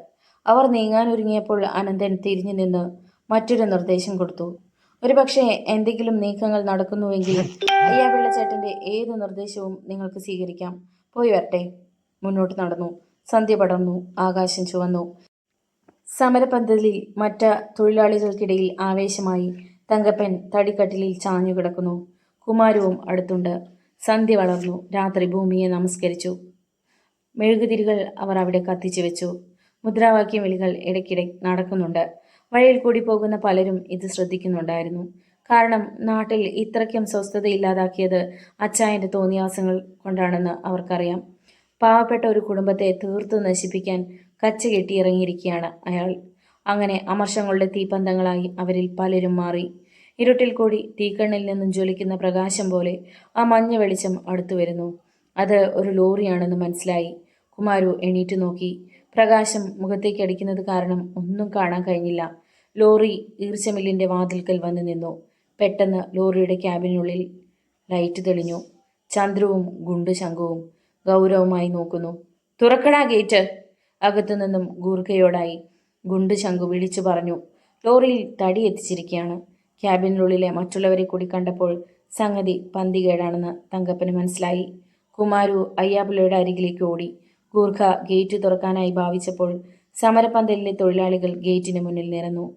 ഗുണ്ടു ശംഖുവിന് അരിശം കയറി. അവൻ ഡ്രൈവറോടായി അലറി, "കേറ്റി വിടണ അവന്മാരുടെ നെഞ്ചത്തൂടെ." ഡ്രൈവർ ലോറി ഇരപ്പിച്ചു നിർത്തി. "ധൈര്യമുണ്ടെങ്കിൽ കേറ്റിവിടടാ," തൊഴിലാളികളും കൂട്ടമായി വിളിച്ചു പറഞ്ഞു. ഈ സമയം അയ്യാപിള്ള ഓടിക്കിതച്ചെത്തി. പിന്നാലെ കുമാരവും. കവലയിൽ നിന്ന് പലരും ഈ രംഗം വീക്ഷിക്കുന്നുണ്ട്. ഓട്ടോ തൊഴിലാളികളിൽ മാത്യുവിന്റെ യൂണിയനിൽപ്പെട്ട പലരും ഓട്ടത്തിന് പോയിരുന്നു. ഉടൻ തന്നെ ശക്തമായ ഒരു പ്രതിരോധം സൃഷ്ടിക്കാനുള്ള അയ്യാപിള്ളയുടെ ശ്രമം വിജയിച്ചില്ല. ഓട്ടോക്കാരുടെ ഉണ്ടായിരുന്നെങ്കിൽ എങ്കിലും അയ്യാപിള്ള മുന്നോട്ട് കടന്നുവെന്ന് പറഞ്ഞു. "വണ്ടി തിരിച്ചു കൊണ്ടുപോകൂ. ഈ തടി ഇവിടെ ഇറക്കില്ല. മറ്റു പണിക്കാരെ വെച്ച് പണിയിക്കാമെന്ന് വിചാരിച്ചാൽ നടക്കാനും പോകുന്നില്ല." ചന്ദ്രു പെട്ടെന്ന് ചാടിയിറങ്ങി. അയ്യാപിള്ളയുടെ കഴുത്തിന് പിടിച്ചു തള്ളി. തങ്കപ്പൻ ചന്ദ്രുവിന്റെ നേരെ കുതിച്ചു ചാടി. പിന്നെ അവിടെ പൊരിഞ്ഞ പോരാട്ടം തന്നെ നടന്നു. ലോറിയിൽ വന്നവരും കൂടി. ശംഖു ലോറിയിൽ നിന്നും ചെറിയ കട്ട വലിച്ചൂരി പലർക്കു നേരെയും വീശി. അതിൽ ഒരടി അയ്യാപിള്ളയുടെ പുറത്തിനിട്ട് കൊണ്ടു. അയാൾ നിലത്ത് വീണു. ചിലർ അടി സഹിക്കാതെ തിരിഞ്ഞോടി. രക്തക്കളമാകാൻ അധികം സമയം വേണ്ടി വന്നില്ല. അന്നേരമായിരുന്നു നടുക്കുന്ന ഒരലർച്ച കേട്ട് എല്ലാവരും പകച്ചത്. ഒരു കൊടുവാള് പോലെ കൊടുവാളുമായി പിപ്പിരിമത്തായി ആ ആൾക്കൂട്ടത്തിലേക്ക് ഇരച്ചു കയറിയത്. അവൻ ഇരുട്ടിൽ കൂടി കൊടുവാൾ വീശുകയായിരുന്നു. ചന്ദ്രു സന്തോഷിച്ചു. ശംഖുവിന്റെ മനസ്സ് ആവേശമായി. പക്ഷേ സംഭവിച്ചത് മറിച്ചായിരുന്നു. അതറിഞ്ഞത് ശംഖുവിന്റെ ഇടതുകൈ മുറിഞ്ഞു വീണപ്പോഴായിരുന്നു. പെട്ടെന്ന് എല്ലാവരും പിന്തിരിഞ്ഞോടി. ഭ്രാന്തമായ ആവേശത്തോടെ മത്തായി അലറി വിളിച്ചു നടന്നു. കുമാരു മാത്രം അവിടെ നിന്നു. "എടുക്കടാ കുമാരു അയ്യാപിള്ള ചേട്ടനെ, നമുക്ക് ആശുപത്രി കൊണ്ടുപോകാം." കുമാരു ഒറ്റയ്ക്ക് 2 കൈയിലും താങ്ങി അയ്യാപിള്ള ചേട്ടനെ പൊക്കിയെടുത്ത് നടന്നു നീങ്ങി. പിന്നാലെ കുടുവാളുമായി മത്തായിയും. കവലയിൽ കണ്ടുനിന്ന ജനം സ്തംഭിച്ചു പോയി. മത്തായിയുടെ മാറ്റം. ഒരു കാർ വിളിച്ച് അതിൽ അയ്യാപിള്ളയെ കിടത്തി. കാർ വേഗം ആശുപത്രിയിലേക്ക് കുതിച്ചു. ഇനി ഒരു ഭാഗത്തോടു കൂടി ഈ നോവൽ അവസാനിക്കുന്നതാണ്. വീഡിയോ ഇഷ്ടമായ എല്ലാവരും ലൈക്ക് ചെയ്ത്, ഷെയർ ചെയ്ത്, സബ്സ്ക്രൈബ് ചെയ്ത് സപ്പോർട്ട് നൽകുക. നിങ്ങളുടെ വിലയേറിയ അഭിപ്രായങ്ങളും നിർദ്ദേശങ്ങളും കമൻറ്റ് ബോക്സിൽ അറിയിക്കുക. വീണ്ടും വരാം. നന്ദി.